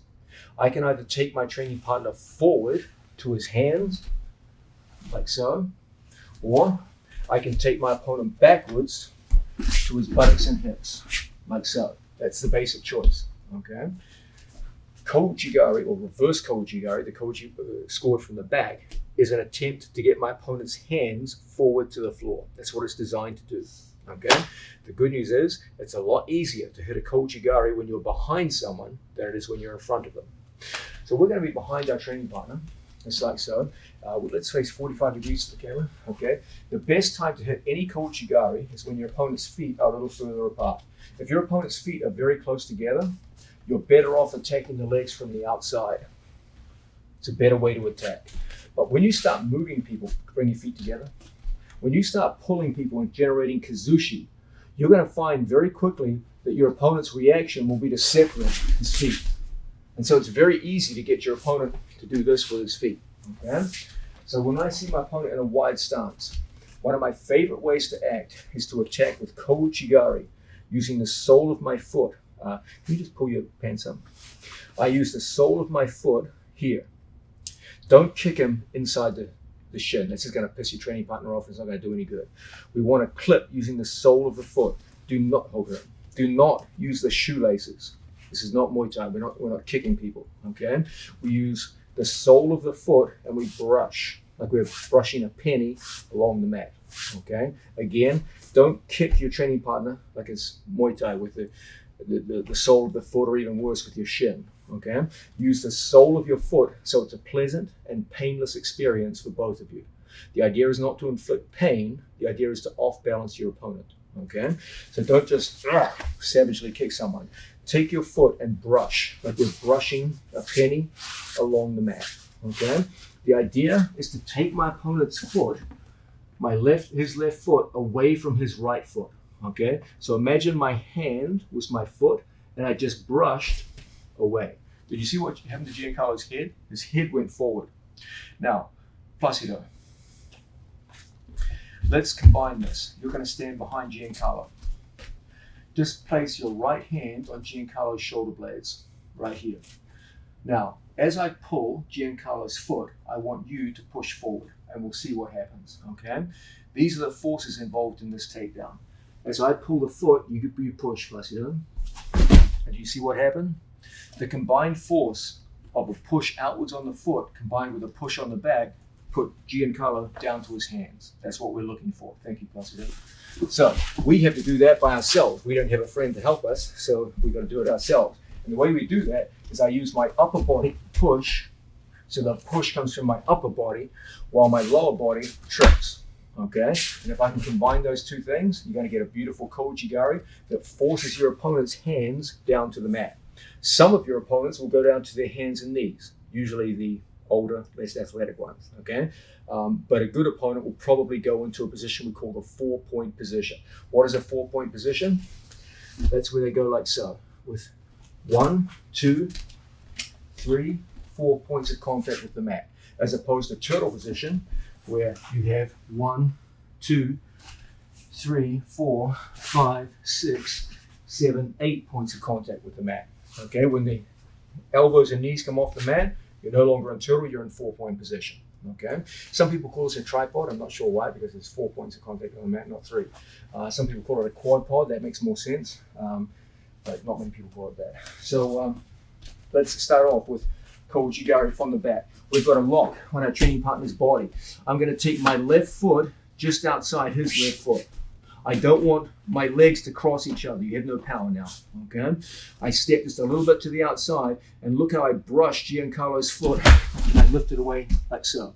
And we hit a beautiful reverse Koji-Gari that destabilizes my opponent and forces his hands to the mat, okay? So from a situation where you're behind your opponent, moving him around, look how I just step to the outside. Small step, like so. Strong body, Giancarlo. Small step, and down his hands go. The second his hands go down to 4-point, I'm going to step around the corner, okay? Sitting up straight, Giancarlo. I'm going to put my hand, sit up straight, buddy. I'm going to put my hand here. In wrestling, there's a grip called the claw, where we come in here. In jiu-jitsu, we grab thumb inside and lock, okay? My second hand goes in here as a thigh pry. Just face your ass to the camera. I take my hand and I put my hand in here as a thigh pry. Make a strong base, Giancarlo. I walk around to his hands. I push into the thigh with my thigh pry. Make a strong base, buddy. And I walk past Giancarlo's hands and I break him down to a hip. He's probably going to come up on an elbow. And from here, you're in the perfect position to attack. Okay? So once again, reverse Koji-Gari. We're behind our training partner, strong base. From here, I brush the inside of his foot. My intention is to take his left foot away from his right foot while I generate a small push forwards. And down he goes. I come around the corner. I put in the thigh pry. My claw goes in. It's a jiu-jitsu claw, sitting up. So it's not a wrestling claw where we grab the trapezius. We grab here, the collar. Okay? Now, if he goes to move, you're stuck on his body. It's a good holding position. Now, I just walk around his hands, make a strong body, buddy. And then from here, I just lift my elbow and break him down to a hip. And now we're in the perfect position to score. You can grab the wrist and put his shoulder down on the mat. You can take your hand out and like a seatbelt and slide your knees in and get to your score and 4 points in the sport of jiu-jitsu. Your choice, okay? Now, guys, I'm just going to give you a little word of advice with the reverse Koji-Gari. Don't sweep your opponent's foot along the mat. Brush it ever so slightly up. Remember, you're trying to reduce friction with the mat. And the way you do that is not by pushing it into the mat, but rather making it skim above the mat. So you're going to have your ass facing the camera, buddy. Facing this direction, come closer. Okay, from here.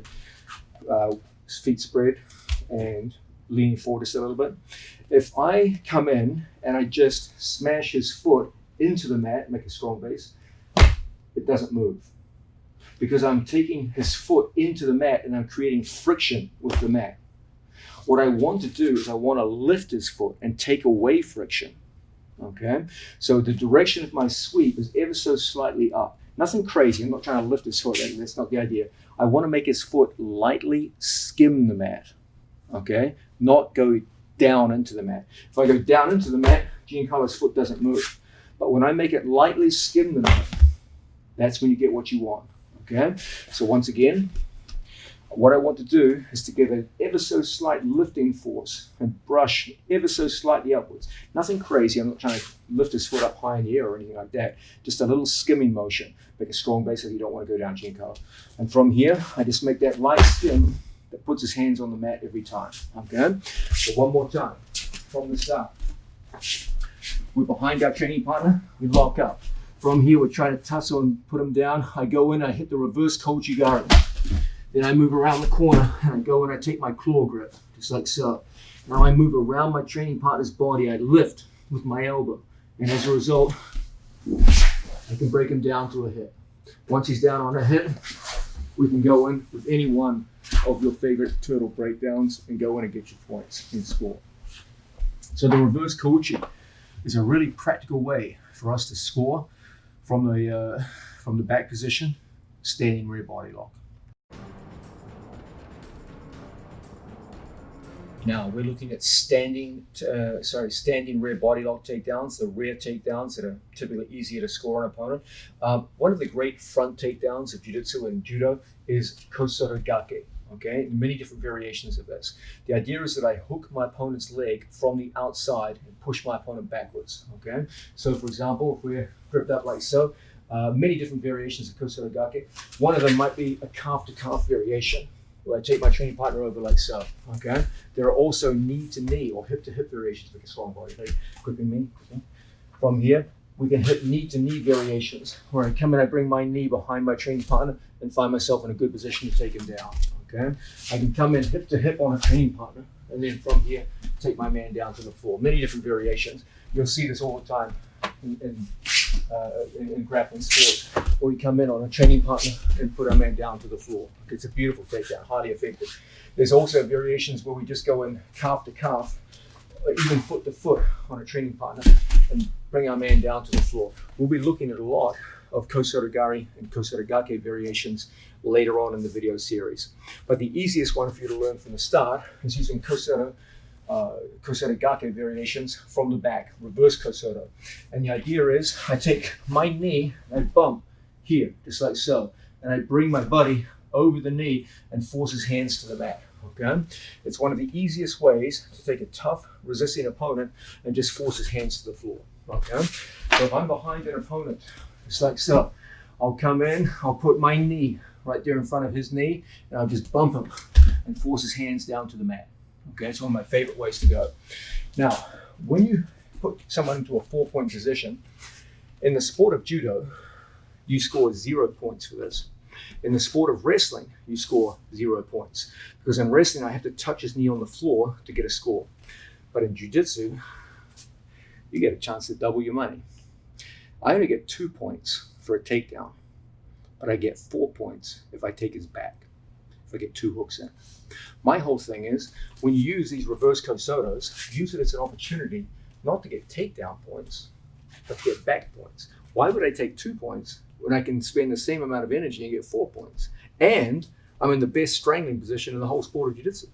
You get double the points and you get a chance to strangle them. That's way better than taking them down. So we're going to be behind our training partner facing this way, buddy. We're in here, we lock up. From here I go long arm, short arm. I bring my knee around the corner and I force his hands down to the mat. Okay? From here, just face to the camera, buddy. I'm going to take my hand in and lock inside my training partner's thigh. My right foot, make a strong body, is already in. Now I'm just going to pass my left foot over the top and hook in. I have asymmetrical hooks. This foot hooks into my training partner's hamstring, and my other leg is deep around. So I'm hamstring deep on my right leg, and I'm shoelace deep on my left leg. This gives me an extraordinary ability to hang off my training partner's body weight. How you doing, Giancarlo? Nice to see you. And from here, it's easy for us to take his wrist, one wrist to the other, and what have we got? 4 points for the takedown, okay?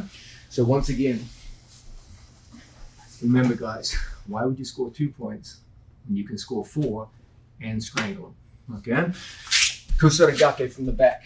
We got behind our opponent. Maybe we did it out of a single leg, maybe we did it out of an arm drag, however we did it, we find ourselves here.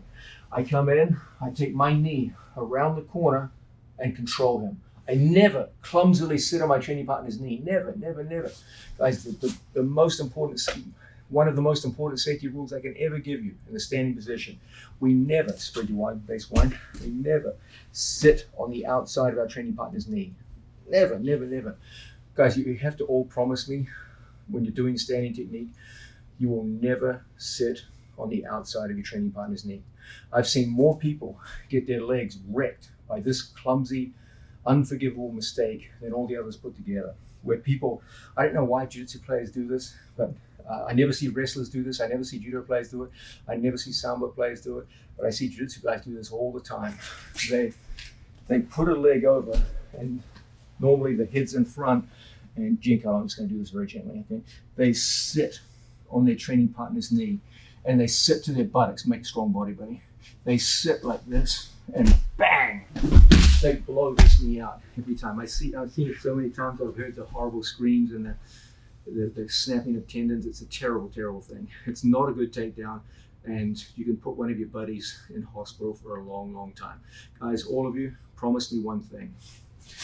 Never have your head in front, spread your base, and sit on the outside of the knee towards your buttocks. That's when you break people's legs. Okay? It has nothing to do with your intentions. These are not evil people who are trying to hurt people. They just don't know what they're doing. Okay? You would never see a judo player do it. You'd never see a sambo or wrestler player do this. They all do the right thing. They start lifting people from here. They start tripping people from here. They use all kinds of methods that safely put people down to the floor. Okay?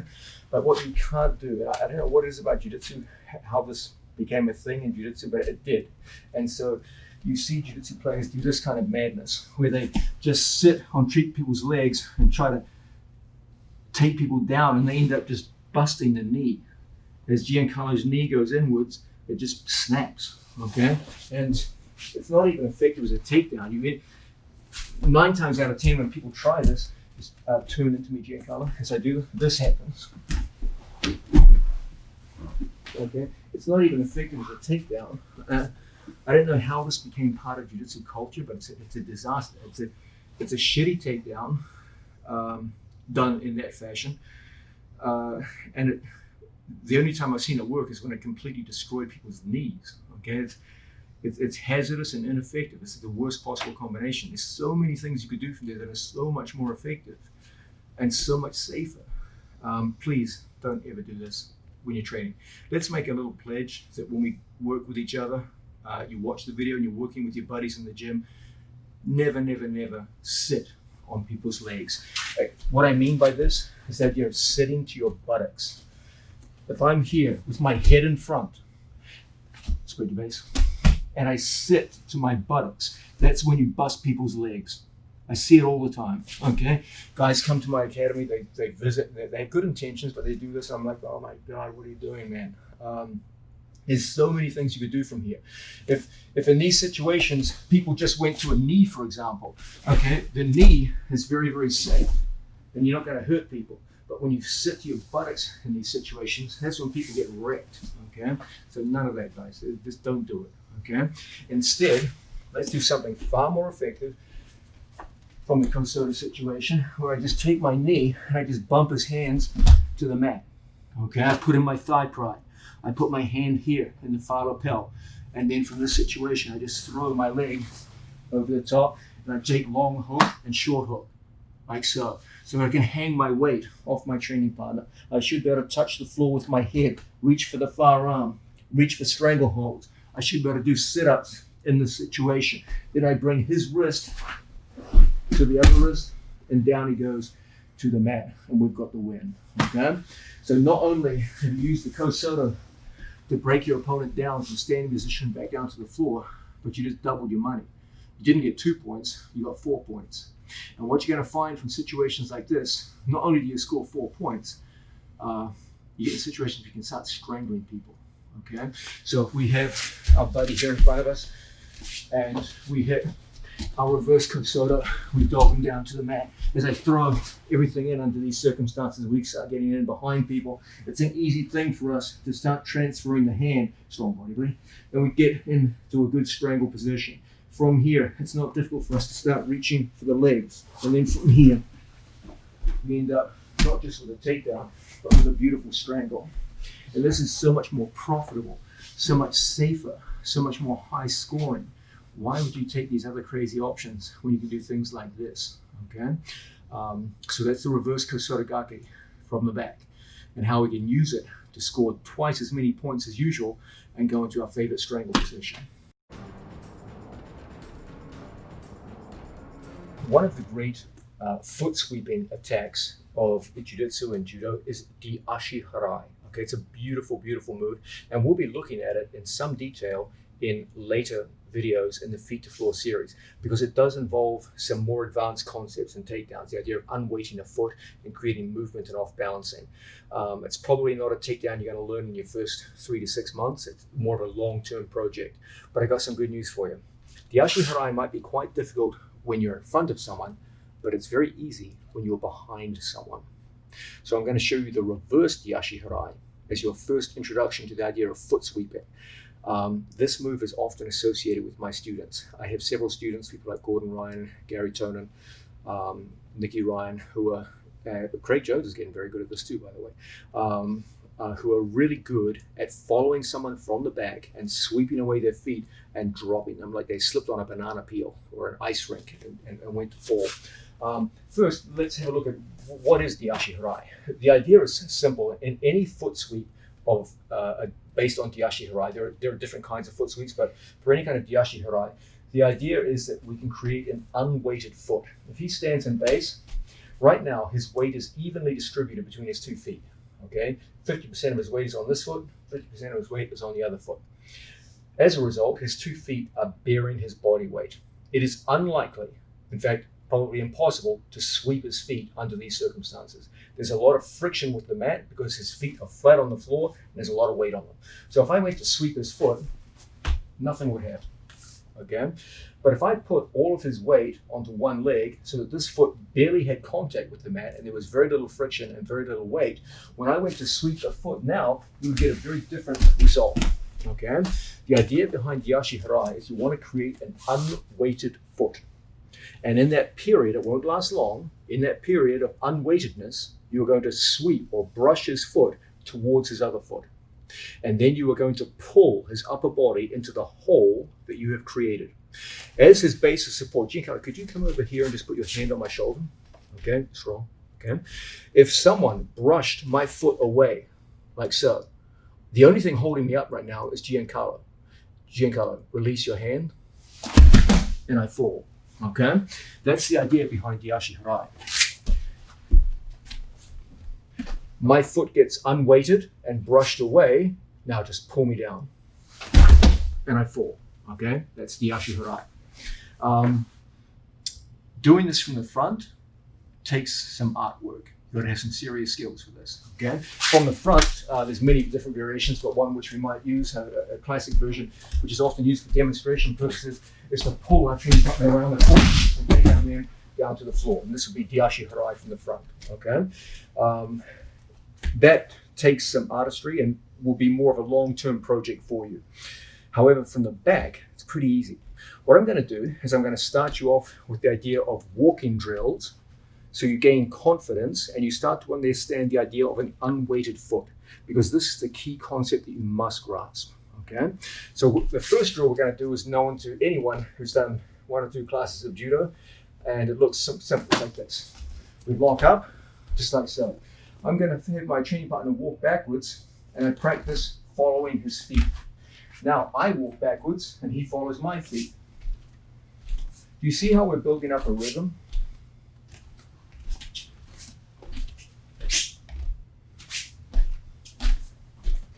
As we step foot to foot, you're going to see that every time we take a step, one of my feet bears weight and one of my feet doesn't bear weight. And the same is true of Giancarlo.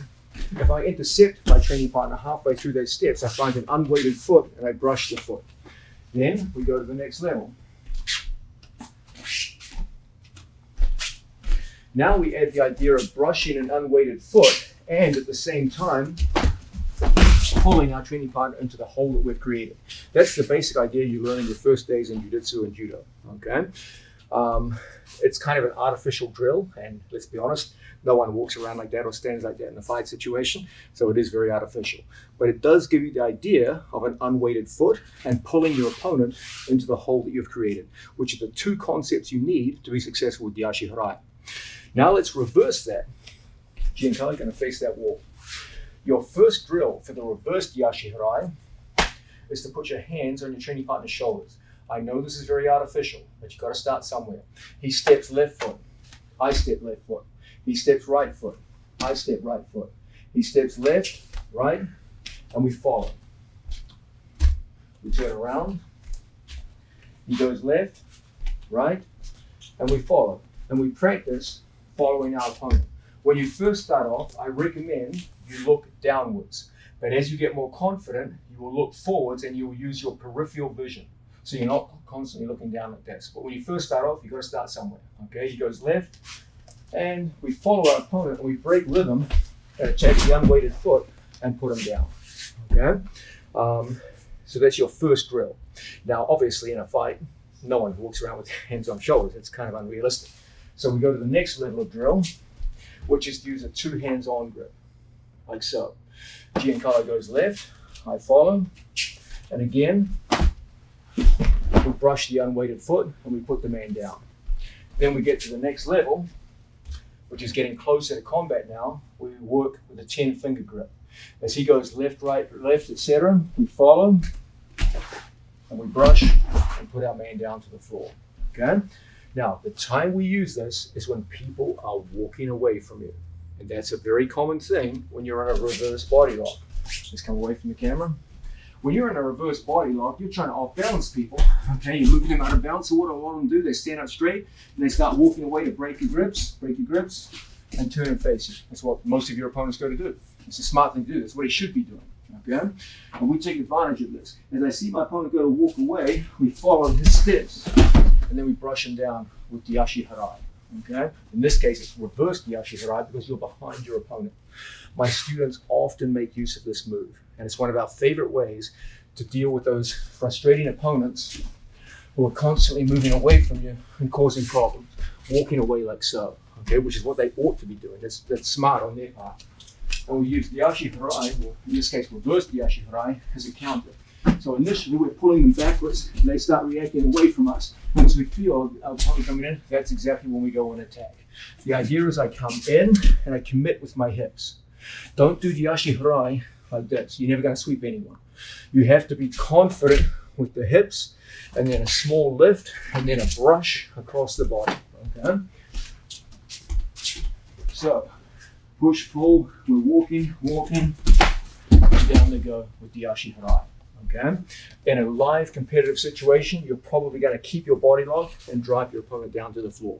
But Giancarlo is a good friend of mine. I'm not going to slam him down to the floor. I just release him so he falls more naturally. So the idea is, as someone walks away from us, as they walk, we follow their feet, and then we break rhythm and put them down to the mat. Okay? That's the essential core concept behind reverse Yashi Harai. And in combat situations, it'll be done from close contact in here. Okay? As they brush, boom, down they go, and reverse Yashi Harai straight down to the floor. And if you hold them down for 3 seconds, you score. We've looked at some really interesting ways to score from the standing rear body lock with those rear takedowns, which I'm trying to push upon you as a really important skill of the jiu-jitsu standing game, which everyone seems to have ignored for 50 years. A lot of you might be looking at what we've seen so far, the reverse Yashi Harai, the reverse Soto, the reverse Kouchi, and you might be saying to yourself, yeah, that's all cool and all, but I'm 50 years old with bad knees. And I only started jiu-jitsu 2 weeks ago, and this stuff looks pretty damn complicated. My feet aren't that coordinated, and I'm having a hard time using my feet in the way you're describing. So what should people like that be doing from the back? There's a really low-impact, low-skill takedown, which can make a difference tomorrow from your standing rear body lock, and that's a reverse ankle pick. Now, I'm enthusiastic about showing this move because we put a lot of time into the idea of ankle picks from the front in the first volume of the Feet to Floor series.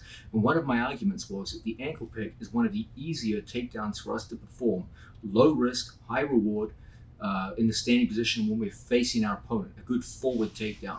The good news is that the ankle pick is also a very good way of attacking when you're behind people.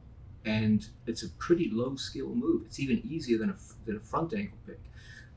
So let's have a look at that now. If you're feeling the moves we've looked at so far are a little more advanced using your feet, this might be a good option for you.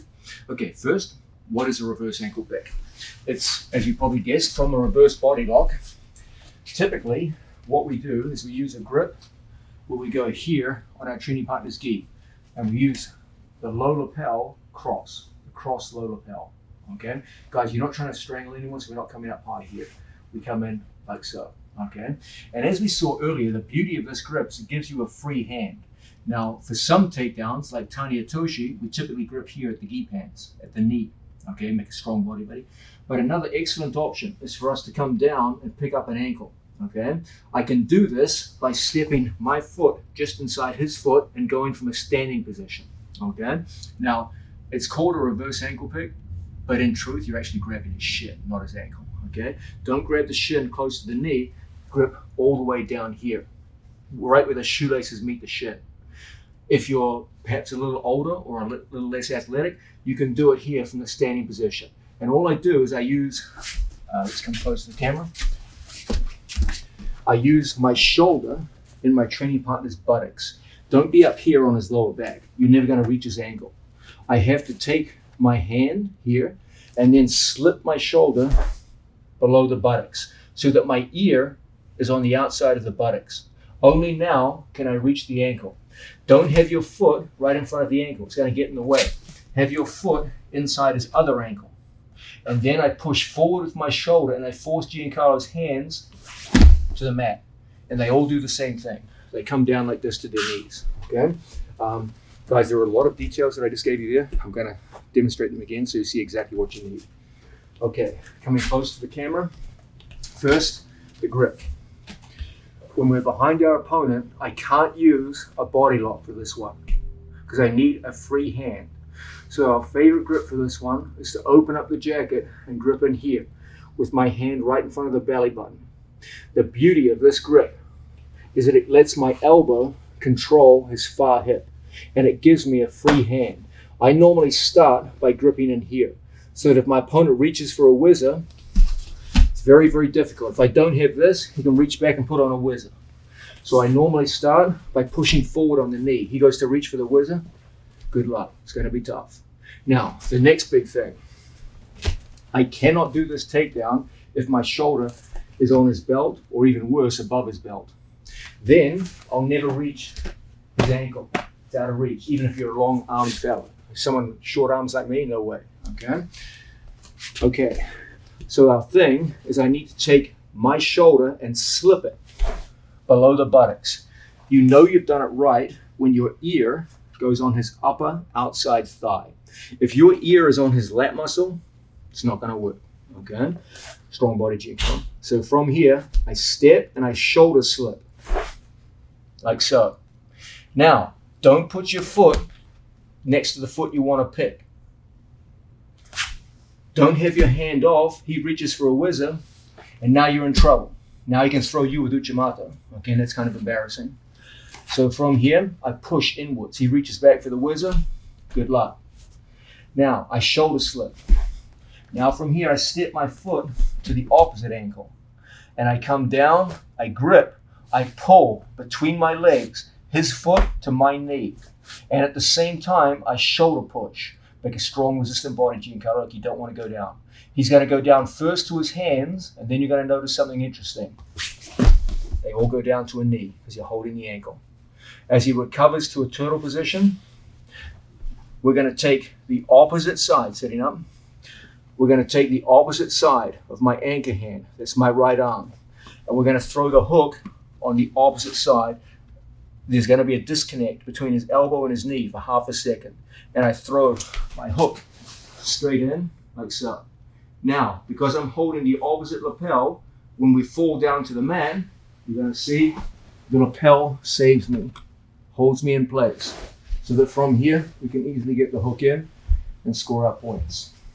So once again, for all the people who are saying, hey, I like what you showed before, but I just started this game. Maybe I'm not the most athletic guy.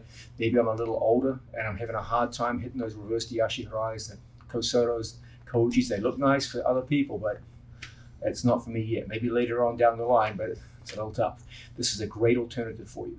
And like all my favorite rear takedowns, it doesn't finish with a takedown per se. It finishes with something better. The rear mount position in a position now to strangle people. And that's better than any takedown. So once again, all the little details. Let's go further away from the camera for this one, Giancarlo. Okay, we're going to start off. We come in here, and I want a free hand, so we take the lapel grip on our training partner. First things first, I never come to the side and give him a free whizzer.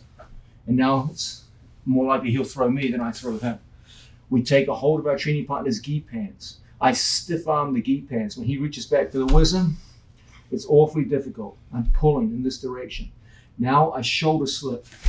And I put my ear on his hip. I step to the opposite ankle and I grip.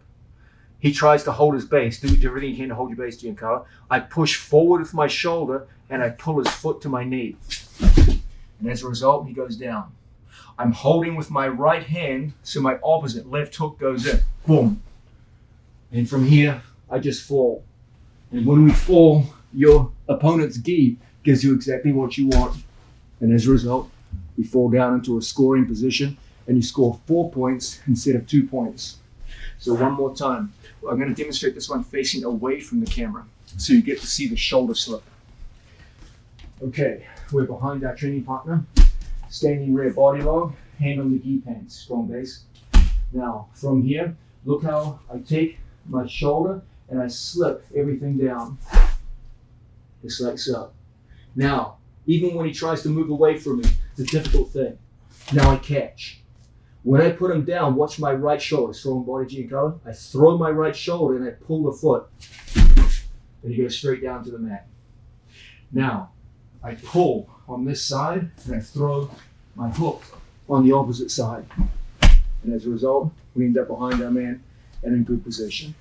So this is a really good way for people who are just starting out in the sport, people who are perhaps a little older, less flexible, or people who don't have good foot coordination, who find the foot sweeping actions a little more difficult. Okay, for people like that, the reverse ankle pick is a fine option. And like all my favorite takedowns from the bag, it tends to end more with a back take than it does a takedown. And that's magic. Why would you score 2 points when you can score 4? Why would you be happy with a takedown when you could be strangling people instead? The whole idea of jiu-jitsu, the raison d'etre of jiu-jitsu, is to get to the mount and the rear mount. That's what it's all about. And this move is a shortcut to that. And the whole idea, once you get to the rear mount, is to start strangling people. This move gives you a great opportunity to do it. That's better than any takedown.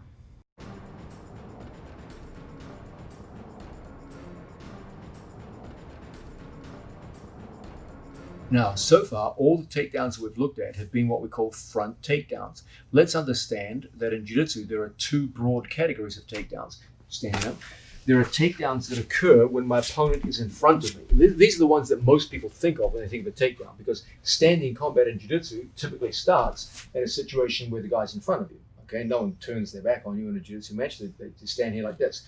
So when people first go to learn takedowns, they learn front takedowns, where the man is in front of me and I have the choice between either taking him backwards, say for example a double leg. I go in my training partner and I take the man in a backwards direction from in front, or I take the man in a forwards direction from in front. A good example of that would be a lapel drag. Okay, I go in on a training partner and from here I take him in a forwards direction, but I started in front of him. Okay, now we've looked at front takedowns. Now a completely different category of takedowns. In jiu-jitsu, many of the most effective takedowns occur when you're behind your opponent, the so-called rear takedowns, okay? Where we start off in situations where you're behind your man, working from positions like so. Now, if we were no gi, most of the time we work with a body lock here, okay? And we can have the hand across the body, far side. We can have the hand near side. We can have the hand in the middle. When we work with a gi, one of my favorite ways to operate is to go through and grab the cross lapel grip, like so.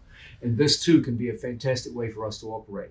And you can go on both sides. The advantage of working with a gi when you hold cross lapel is it gives you a free hand. When I have a body lock, both my hands are occupied. But when we work here with our training partner's lapel, now you got a free hand. And you can use this in various ways, okay? One way we can use this is as a pant grip here on the outside of our training partner's pants. And as a result, we can go into Tani Otoshi. Now, the idea of Tani Otoshi, to stand feet apart, facing the camera. The basic idea of Tani Otoshi is it creates a situation where I squat close to my training partner and I reach out with my foot and I touch his far foot with mine as a block, okay? Make a strong body. So from here, the idea is I block like so. And from here, we take the man down. That's the basic idea behind Tani Otoshi. Now, Tani Otoshi is a fascinating throw. It is unquestionably one of the most effective in the jiu-jitsu and judo curriculum, but it's one whose application comes at a price. As a jiu-jitsu coach, I've been doing this for almost 30 years. I've seen over the years a large number of people badly hurt by poorly applied Tani Atoshis, which tend to break either the knee or the ankle, and in some cases, rare, but it can happen, the hip. But it's usually the knee. The idea is that your opponent braces himself to defend himself from the takedown, and people sit on the outside of the knee. Just standing up. Remember, turn and face that wall. The knee only bends forwards and backwards. Forwards and backwards. Face the camera. The knee does not bend in this direction. Lock your leg out, make your right leg strong. The knee doesn't bend in that direction. It breaks. So if you took a big force and just smashed it into that knee from the side, you would damage the knee if there was sufficient force. When people brace for a takedown, they lock their legs.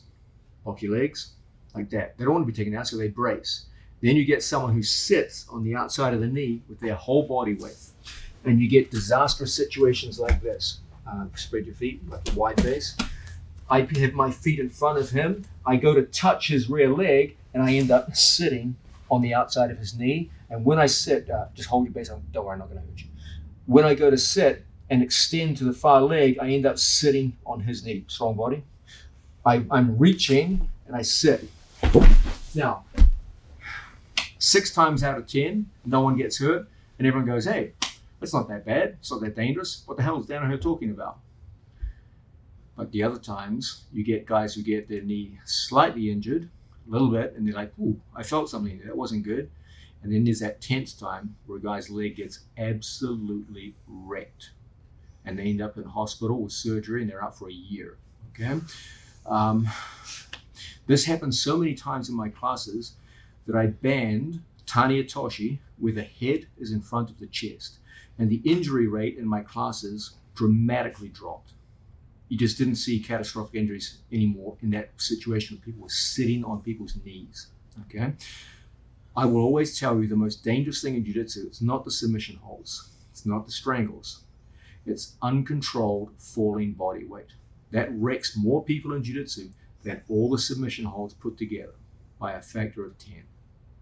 I've seen more careers ended in jiu-jitsu by uncontrolled falling body weight than anything else by a landslide.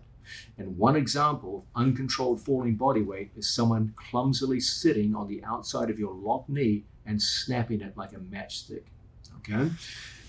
The 2 most dangerous things I see in jiu-jitsu are flying guard pulls, where someone jumps in an uncontrolled fashion. It just lands right on their buddy's knees and locks them out and breaks them. It's a terrible injury. I've seen that so many times I lost count.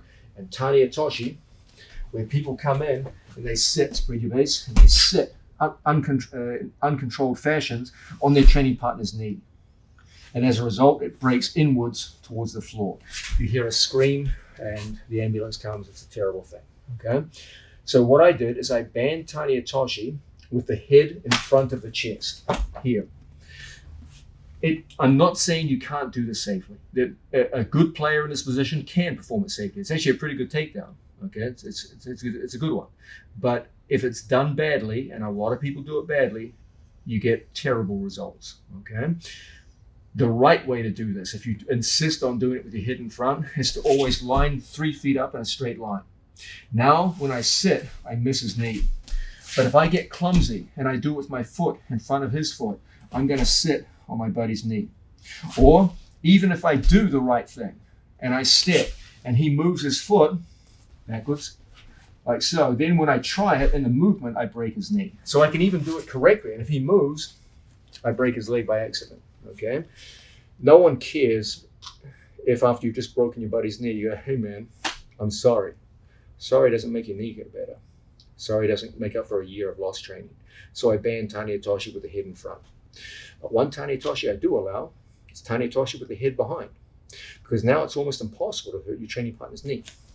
If my head's behind my opponent here, okay, now there's almost no way that I can sit on my training partner's knee. It's almost impossible because of my head position, okay? And from situations like this, it's even better when I grab the gi pants and move over to the side, strong body resistant. Now, I'm so far behind my training partner that the Tani Hitoshi is almost 100% safe. Okay? So whenever people say, I heard Danaher ban Tani Hitoshi in his classes, it's partially true. I banned Tani Hitoshi with the head in front of the chest. And the benefit of that was that the injury rate from falling body weight dramatically went down. It was a big improvement. But I didn't ban Tani Hitoshi altogether. I still allow Tani Hitoshi with the head behind the back. And this is 100% safe and highly effective. Okay? So we're going to learn that right now. We're going to have a training partner who's here facing the camera. We're going to come through and we're going to approach like so. Initially, my hands can be locked, but at some point, I'm going to go through and make a feed. So locked hands, 2-on-1 lapel feed. If he reaches back for the whizzer, my head position makes it difficult. If I'm naive and he reaches back for the whizzer, that puts my head in front and I'm no longer allowed Tani Hitoshi. My head's in front of the chest, no Tani Hitoshi. Hold. But if I take my head behind him, now I can hit it safely. Okay? I come through, I grab my training partner at the outside of the knee on the gi pants and I put my foot in line with his feet. I look across to the far foot and I block. And as a result, we end up in perfect position. Don't fall with your head lower than his head. He gets up and now you're in bottom position. Always fall with your head over his hips, controlling the gi pants. When he goes to get up, it'll slow him down. He goes to get up, and you're going to be in a position to get hooks in and get your scores. Okay? So once again, facing the camera, we ban Tani Hitoshi with the head in front. This is not allowed. Even if you do it right and he steps back, you can badly hurt your training partner's leg just in the movement phase. But if our head is behind our opponent, like so, okay? Now it's fully permissible for us to go through. This is the grip that I like, here and here. Now I step and I connect my head to his hip. So I'm stuck in. Go to move around. It's difficult. He feels my weight. If I'm up here, he can move, turn and face me. So I connect my shoulder to his rump and lock up. Go to move around. We've got excellent control of the man. Now I look across, block, Tani Hitoshi to the mat. He goes to get up. We're in perfect position now to throw our hooks in and get into work. From another angle, we're behind our training partner. Body lock, locked in place, pant grip. I step, strong, heavy body. My right foot goes through to his foot. We keep our head above his hips. He goes to get up. And we're in perfect position to get our score. Okay? So, this is one of my favorite ways to operate. Let's say he's in turtle position. A classic way of using Tani Hitoshi is as a mat return. A mat return is a category of rear takedown where we start on the floor and he goes to escape. Let's say I've taken him down and he's thinking to himself, if I keep my knees on the mat for 3 seconds, he scores. So let's say, for example, standing, I go for a lapel drag. I come in, I come up. If he keeps his knees on the ground for 3 seconds, I score. So what does he do? He comes up. He stands up, we lock, we modify to Tani Hitoshi. Now I switch, I put him down, he goes to get up, and we get our score either here or here. Okay? Done in this way, Tani Hitoshi is 100% safe and extremely effective. It can be a very valuable part of your game that combines with things like collar drags when opponents try to get up off the floor and get away from you. It might also occur because you just got behind your opponent. From standing position, he gets a grip. We take our training partner's grip off, we go for an angle. He goes to square up, we hit a drag, and end up behind our training partner in standing position. He goes to pull away from me, we get our initial control. He goes to get up, and we get to our score. Okay, so it might be because we got behind him in the standing position.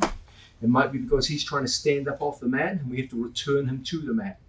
Either way, Tani Hitoshi with your head behind his back is 100% safe and highly effective in the method we just saw.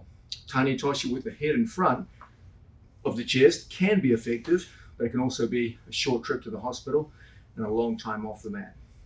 I recommend for the purposes of safety, stay with Tani Hitoshi with the head behind. 100% safe, highly effective, and a great rear takedown. One of the great takedowns of judo and jiu-jitsu is Tai Otoshi. There are many variations of Tai Otoshi. It is, however, a pretty high skill takedown. It's not something you're going to learn in 3 to 6 months. It's one of the long-term projects that we're going to be looking at later on in this video series.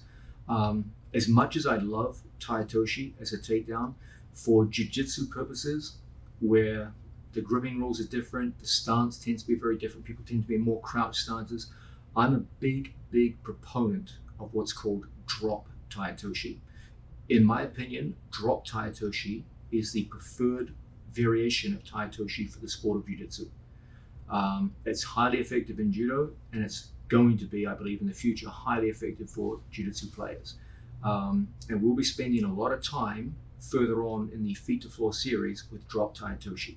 The idea behind a drop Tai Otoshi from the front is that if my opponent has a grip, he's standing lefty, for example, and we're in here and we've got a grip on our chinny partner, he's in a defensive stance like so.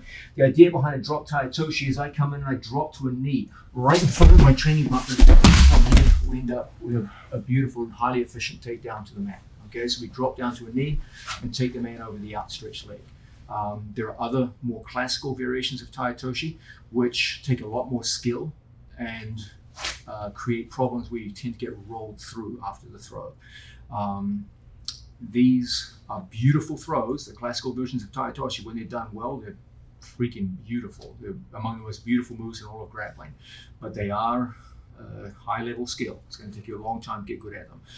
I typically find most jiu-jitsu students can learn a drop Tai Otoshi in about 1/4 of the time it takes to learn the classical versions of Tai Otoshi. Okay, so later on in this video, I'm going to be showing a lot of stuff with drop Tai Otoshi, but it's not the first volume, it's the later volumes where you learn more high-level skills that are more your long-term projects. There is, however, one version of Tai Otoshi that you can start learning right from the bat. It's pretty easy, and you probably guessed it's when you're behind opponents. One of the big themes of this volume 1 is that it's a hell of a lot easier to take someone down when you're behind them than it is when you're in front of them. But they score the same amount of points. They both scored 2 points. So why not go with the easier ones, guys? Why bust yourself working from the front when you can take people down much more easily from the back and get exactly the same reward? One of my absolute favorite takedowns from the back, right up there with Tani Hitoshi, is reverse Tai Otoshi. Okay, in particular, the drop knee version, which I tend to favor the most. I think most people learn the dropping version of Tai Otoshi much faster than they learn the classical versions. And as I said, from the back, it's even easier. So let's have a look at it. Reverse Tai Otoshi, the drop variation, when we're behind someone. Okay, we're going to start from, I'll have you facing towards the corner, Giancarlo. We're going to start with the standing rear body lock. And do you remember, guys, when we talked about the standing rear body, did you remember long arm, short arm? When I took a hand and one hand went long and one went short. And from here we use this as a method of going into lifts. Okay, and this is a great lifting position. Okay, it's also a great position for reverse Tai Otoshi. What I do is I take my hands from the center and I go long arm, short arm, just like so that I face perpendicular to my training partner. When I go to hit a Tai Otoshi from the back, I don't want to be facing the same direction as my opponent. Okay, I'm going to explain why a little bit later down the line. Okay, but trust me, I'll come back to it. Here, I have to turn 180 degrees to throw my opponent. It's a big skill. Much easier is to go long arm, short arm. Now, I only have to turn 90 degrees to throw my opponent. It's a lot easier to turn 90 degrees against resistance than it is to turn 180 degrees. Okay, make a strong body, Giancarlo. The best time to hit this is when the weight is going a little bit backwards. Okay. Now, with my hands in place, I'm going to go into the following position. I am going to drop to a knee. When I knee drop, my knee is close to his foot. The further my knee from his foot, the less effective my Tai Otoshi will be. So when I knee drop, I want my drop knee as close to his foot as possible and my body facing out in this direction. Then I put the Tai Otoshi leg out, just like so. Okay. Now, when we do front Tai Otoshis, I'm going to talk to you a lot about your knee position. Okay. In general, for front Tai Otoshis, I like to see the knee coming down towards the mat. But when we do reverse Tai Otoshi, it will typically start with the knee facing up. Okay. I'll explain why knee position is important when we come to drop Tai Otoshi later on in the video series. Okay. Now from here, the idea is that I take him not down here, but I take him in front of my drop knee. Don't throw him in this direction. Resist strongly, Giancarlo. He feels strong in that direction. What I want to do is take him towards my drop knee. Now the biggest problem I see here is guys take them down and they end up next to their training partner down like so. Now Giancarlo comes up and he hits a move called a switch, where he puts his arm inside my leg, and even though I apparently got the takedown, he gets the top position. Okay, that's awful. You just hit a nice move and he ended up on top of you. That sucks. Okay, so it's very important when we finish reverse Tai Otoshi, finish on your knees. Don't finish with an exposed leg for his switch. That's going to get everything turned around on you. Okay, and that's frustrating to hit a nice move and then get scored on yourself. Okay, so make sure mechanically my drop knee is close to this leg. First thing, your drop knee close to his leg. Don't come out here somewhere. The further your drop knee is from his foot, the less effective you're going to be. The directionality of force is all wrong now. It's out here somewhere. The directionality of force is towards your own drop knee. I throw him towards my drop knee, not towards my foot. Okay? And when I take him down, I finish on my knees. So when he goes for a switch, all he does is expose his wrist to me, and now he's in deep trouble. You get his shoulder on the floor, and he's pinned, and now he can't even get his body off the mat in 3 seconds, and you score every time. Okay? So those are the mechanical details. Let's start looking at it, how it would look in competition. Okay, we've managed to get behind our training partner, and we've got our body in place. I start with my hands in front of his navel, and then I transfer to long arm, short arm. I keep my ear close to my training partner's body. I put weight on him. So if he tries to stand up straight, you feel some resistance here. I'm using Kazushi, off balancing, to move him around and create distraction. And then from here, I put my foot in, and I use this as the foot to drop me to my knee. Then I put my knees down on the floor. If he goes for a switch, he's going to expose his wrist on the far side. I put the hand in, and I take his shoulder to the mat. I stay over his legs. Now the rules of jiu-jitsu are very clear. For me to score, I got to keep one of his knees on the floor for 3 seconds. Now Giancarlo's a world champion, athletic individual. If I hold his wrist and ride on his legs like this, Giancarlo, go get up for 3 seconds. Score. Okay? There's very, very few people who are going to be able to get up from that position in 3 seconds if you've got the shoulder on the mat and you're riding their legs like that. Okay? I've yet to see it happen, to be honest with you. Okay? That's an easy way to guarantee the score and fulfill the 3-second rule of jiu-jitsu. So once again, we're behind our training partner. We lock up. I never just jump from here and end up with my knee so far away that I'm just completely ineffective. Okay, this is terrible. This is never going to work. Okay, the idea is I step my right foot behind his heel, so we only have to jump 90 degrees. Makes it easier from the start. And then when I jump, look how my left knee goes close to his right foot. Then I go hunting for the wrist. He goes to get up, go like 3 seconds, 2 points is yours. Okay, Giancarlo, did you see how hard it was for you to recover from the scramble position? Mm-hmm. You're a great scrambler, Giancarlo, but if someone starts in that position, it's like, dude, you got 3 seconds. Yeah, it's going to be tough. Okay, I'm not going to say it's impossible. There's some freaks out there. They're trying to hold Nicky Rod, then maybe he'll get out. But for the average person, dude, it's going to be tough. Okay, so let's have a look at that again from a different angle. This time we're going to face the camera, guys. Okay, Giancarlo is in my standing written body lock. I start off with my hands in the middle and I transfer in here. And I get the long arm, short arm that we've been talking about earlier in the video. Boom. I get my foot close to his foot, strong body Giancarlo, and then from here I just jump right into reverse Tai Toshi. If I'm naive and I offer my leg to my opponent, he goes into a switch and he scores. Yeah, that sucks. We don't want that happening.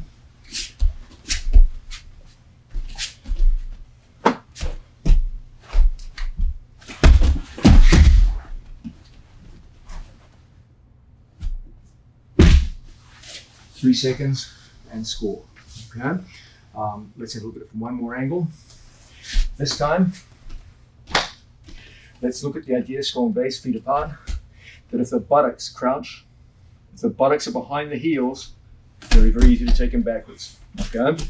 If the buttocks are in front of the heels, bolt upright. Okay. Harder now to take them backwards. Okay. So what I do when I first start off, body upright, is I give a pull, like a Heimlich maneuver, and I push with my shoulder, and I break his base. Watch my right foot when I do this. Come up, buddy. My right foot steps. I'm not naive. I don't give him a knee bar. Roll into a knee bar, buddy. That's a disaster. Okay.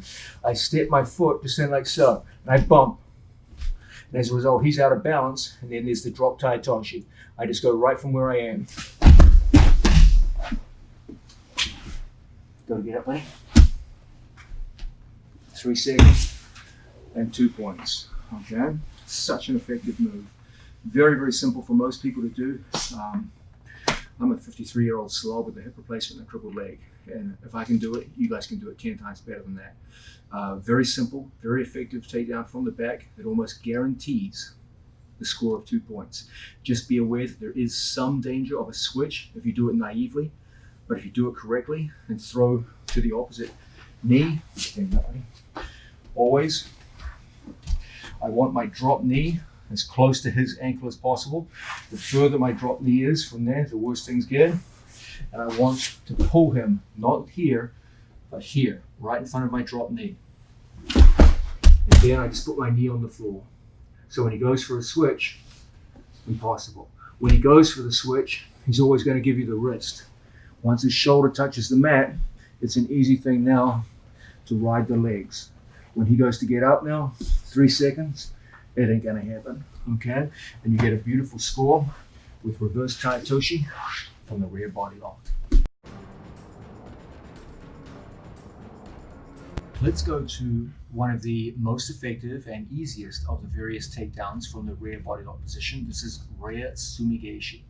Now guys, it would be a miss for me not to talk to you a little bit about sumigaeshi as a takedown in the standing position for the sport of jiu-jitsu. You guys know from the various videos we've shot so far down on the floor that I'm a big fan of sumigaeshi as a sweep down on the mat. It's actually one of the foundations of the whole squad game. The whole leg lock game is based on the idea of sumigaeshi sweeps from bottom position. It's no secret that I am also a huge advocate of the use of sumigaeshi as a takedown for the sport of jiu-jitsu. In the next volume of the Feet to Floor series, we're going to be looking in depth at sumigaeshi as a takedown. So not only is it a staple of the squad approach to the ground position, butterfly guard, it's also a staple of our approach to the standing position. Now, sumigaeshi as a throw from the front is, in my opinion, one of the absolute best adapted judo moves for the sport of jiu-jitsu. It's a close match between tomoe-nage and sumigaeshi for the king moves of modern judo to apply in the sport of jiu-jitsu that's still legal in judo. A lot of the stuff we looked at in this video are leg grabs, which would be 100% legal in modern judo. You can't do any of them. But sumigaeshi and tomoe-nage, we're going to cover in depth in the next video. I am, however, going to look at one version of sumigaeshi from the back in this first volume. And for most people, like all of them, it's even easier than doing it from the front. Now, first, what is sumigaeshi? Well, most of you know Sumigeshi as a hook sweep from butterfly guard. That's one version of the many variations of Sumigeshi. So if we've got Giancarlo on 2 knees, for example, in butterfly guard, you all learned on your first day in jiu-jitsu something like this, okay? We go in on a training partner, we go over the top, we get to our training partner's belt, we get head position.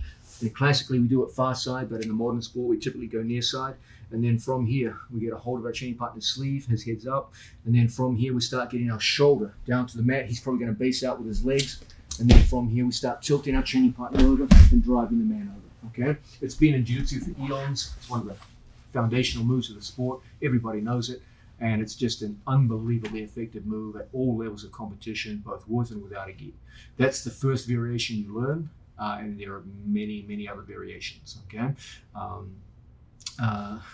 I'm known as a guy who came up with variations of this, the shoulder crunch, Sumigeshi, early in my coaching career. And all of my students excel in the whole Sumigeshi game. Standing position, we're going to look at Sumigeshi in a lot of depth from the front.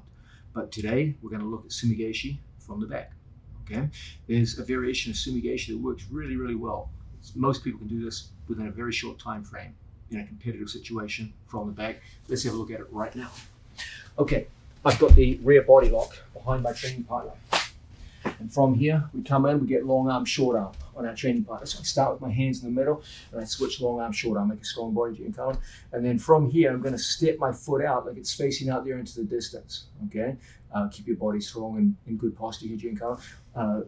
Forward. So I'm gonna take my foot, and I'm gonna put my right foot here on the back of my training partner's knee, okay? Now I'm gonna sag down towards his opposite foot, and I'm gonna look in the opposite direction. I'm going to elevate my training partner. And as a result, we can finish on our knees. Never do we finish on our hip. Where Giancarlo can perform a switch, come up on top, and reverse my move. Okay? As you probably guessed, if we're going to commit to the floor from the rear body lock, finish on your knees.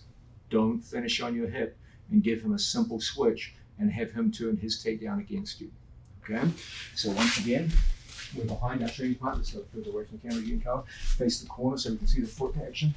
And from here, we're going to come in and we're going to put a Sumigeshi hook across our training partner's leg. Be precise, don't just put your foot anywhere. Find the hollow of his knee.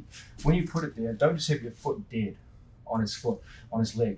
Actively hook in so your toes are retracted, okay? So he's in strong defensive position. I shift to long arm, short arm. Now from here, I turn my body somewhat and I place my foot in as a hook. As I sit down, I take him over my shoulder and I finish on my knees. As he comes up to his base, we immediately go hunting for the wrist. Let's face the camera. That's my target. If he stays on his shoulder, he gives me points. I get scored 2 points. So what do they all do? They come up to a wrist.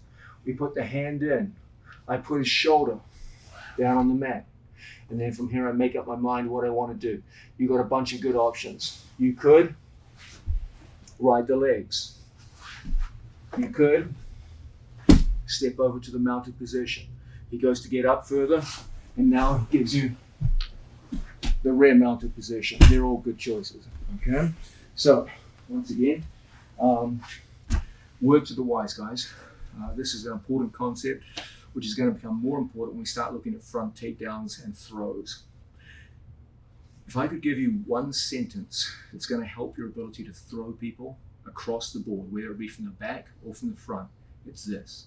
When you go to throw someone, look where you want them to land. That's a statement so important that I'm going to say it again. When it's time for you to do an upper body throw on your opponent, whether you're in front of them or behind them, you're going to make everything easier for yourself if you look where you want them to land. When you do this, you align your whole body in the correct direction for the throw. Okay? So let's say, for example, drop Tai Toshi. Okay? He's got a grip, I've got a grip. He comes in, he gets a grip, I've got a grip. I draw his body in. I want him to land in a certain spot. So when I hit the initial entry to the drop Tai Toshi, I look where I want him to land. It's right in front of my left knee. If I look this way, strong body, he resists me. But when I look this direction, that's what gives me the power to follow through and get the move. Look where you want them to land, regardless of the throw. Reverse sumigeshi is no exception to the rule.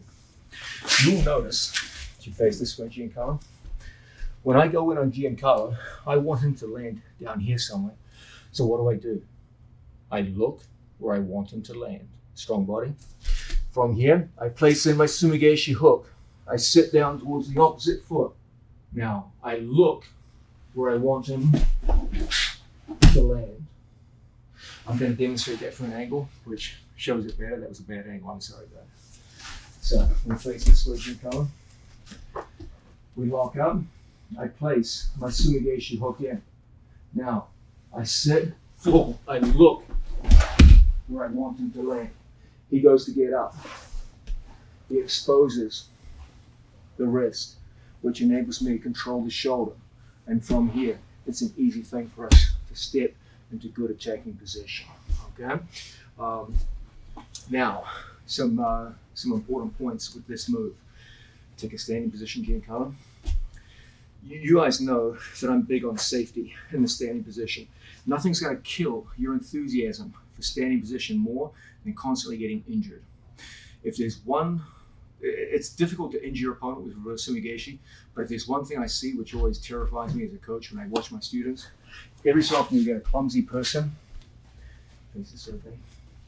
who comes dangerously close spread your base, sitting on their training partner's ankle. Now, it's not the worst injury in the world. It's not like sitting on the outside of the knee, which just shatters the knee. That's a terrible injury. But still, you don't want to hurt people, okay? When I come in and I make my hook strong body, I sit towards the opposite knee, but I don't sit on it, okay? Now from here, I look where I want my opponent to land. And as he goes up, I elevate and I come up to my knee. Don't be here. If you're on your hip, you hit the switch and comes in like so, okay? I want to finish here. Don't be naive and put a leg between his legs and walk right into a knee bar, okay? That's kind of embarrassing. You hit a nice move and get leg lock before you can stop. So make sure you keep your foot inside his knee and don't sit on his legs, guys. This is a pretty safe takedown. It's not like Taitoshi, where if you screw it up, you hurt someone. But still, you don't want to be twisting people's ankles or things like this. You want your training partners to believe in you and believe they can have a good, safe practice with you. So once again, facing this direction, Giancarlo, we've got a standing rear body lock on our training partner. Let's form an angle relative to my opponent, and I come and I make my hook. When I go to sit down, I take him over and I finish on my knees. If he turns into me, 2 points. If he turns away from me, get to the wrist, 2 points. Either way, you got to score. Now, guys, the last detail that I'm going to give you is the jump step. The jump step is a barely perceptible movement of my other foot, which makes the move work. Okay?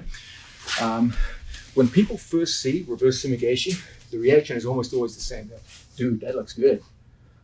I think I can do that. Looks really easy. Looks pretty safe. I do sumigeshi all the time on the ground. This should be easy for me, right? And yes, it should be, but something badly goes wrong, okay? Giancarlo, you make a strong body like you just don't want to go down, okay? Sometimes guys get the hang-up problem.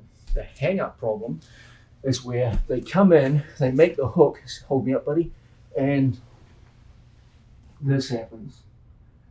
He pushes on my elbow, and then you're like, oh my God, what went wrong? Okay, that's very disappointing because you had a rear body lock. That was a very dominant position you were in, and now you're underneath your opponent in a rather forlorn position, looking like a child hanging onto his father's legs. Okay, that's not good. So what causes this problem? What causes it is poor body position. If I just hang off my opponent, a strong guy is going to hold you up, especially if you're in the open weight division, someone heavier than you. Okay. Strong body Giancarlo. Giancarlo is a young, strong athlete, over 200 pounds. Okay, I'm an old fuddy dad with a crippled leg. Make a strong body, Giancarlo. You don't want to go down. If I just come in here and sit, push on my arms, that's the result. Okay, not what we're looking for. So what do I do to prevent this happening? There's a barely perceptible movement. I want you guys to look at my left foot. Don't watch my Sumigaeshi hook. Don't look at my head. Don't look at my face as I'm talking to you. Look at my left foot.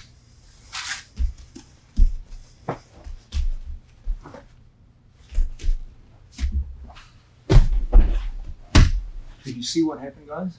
There was a small, barely perceptible hop towards my opponent's right foot. My left foot hopped towards his right.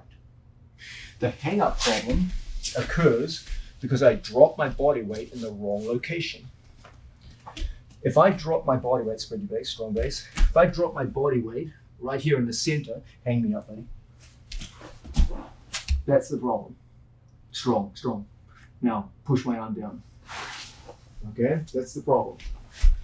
But what if I took, spread your base. What if I took my body weight from the center and I hopped 1, 2, 3, 4 towards this leg? So, strong body. I don't pull him down straight. I pull him this way so that this leg becomes light and easy to lift. And then I lift it and take him over. Okay? Again, watch my left foot. It's not very spectacular looking. It's not like my left foot moves a big distance. It's actually a very small distance, but it's enough to get the job done. So, strong body, don't go down for me. From here, we lock up. I get my Sumigaeshi hook in. Hang up, hold me up, I hop. And as a result, we end up with a nice takedown to the floor, okay? From the outsider's perspective, doesn't look like a lot. This looks like a barely perceptible movement of my foot, but it's enough to drop me in the right location to put a strong resisting opponent down to his back. If we can add all these ideas together, looking where he wants to land, hopping on the support foot, making sure we never sit on our training partner's ankle and hurt our buddy, elevating with the right foot actively lifting with my Sumigaeshi hook, and going to 2 knees so my opponent doesn't hit an easy switch on us, then you can score a lot of points. Let's put it all together with reverse Sumigaeshi one more time. The idea that we're working with here is that if we can get all these things in operation together, we can get it to work. First, long arm, short arm. Don't have your hands in the middle. Long arm, short arm. Strong body. Now, from here, I come in, I place the Sumigaeshi hook. I hop, hop, hop. I put him over and end up in good position. Over my training partner. He goes for the switch. It ain't gonna happen. He exposes his wrist. Now, I'm in perfect position to score. Hold him down for 3 seconds, and 2 points is yours.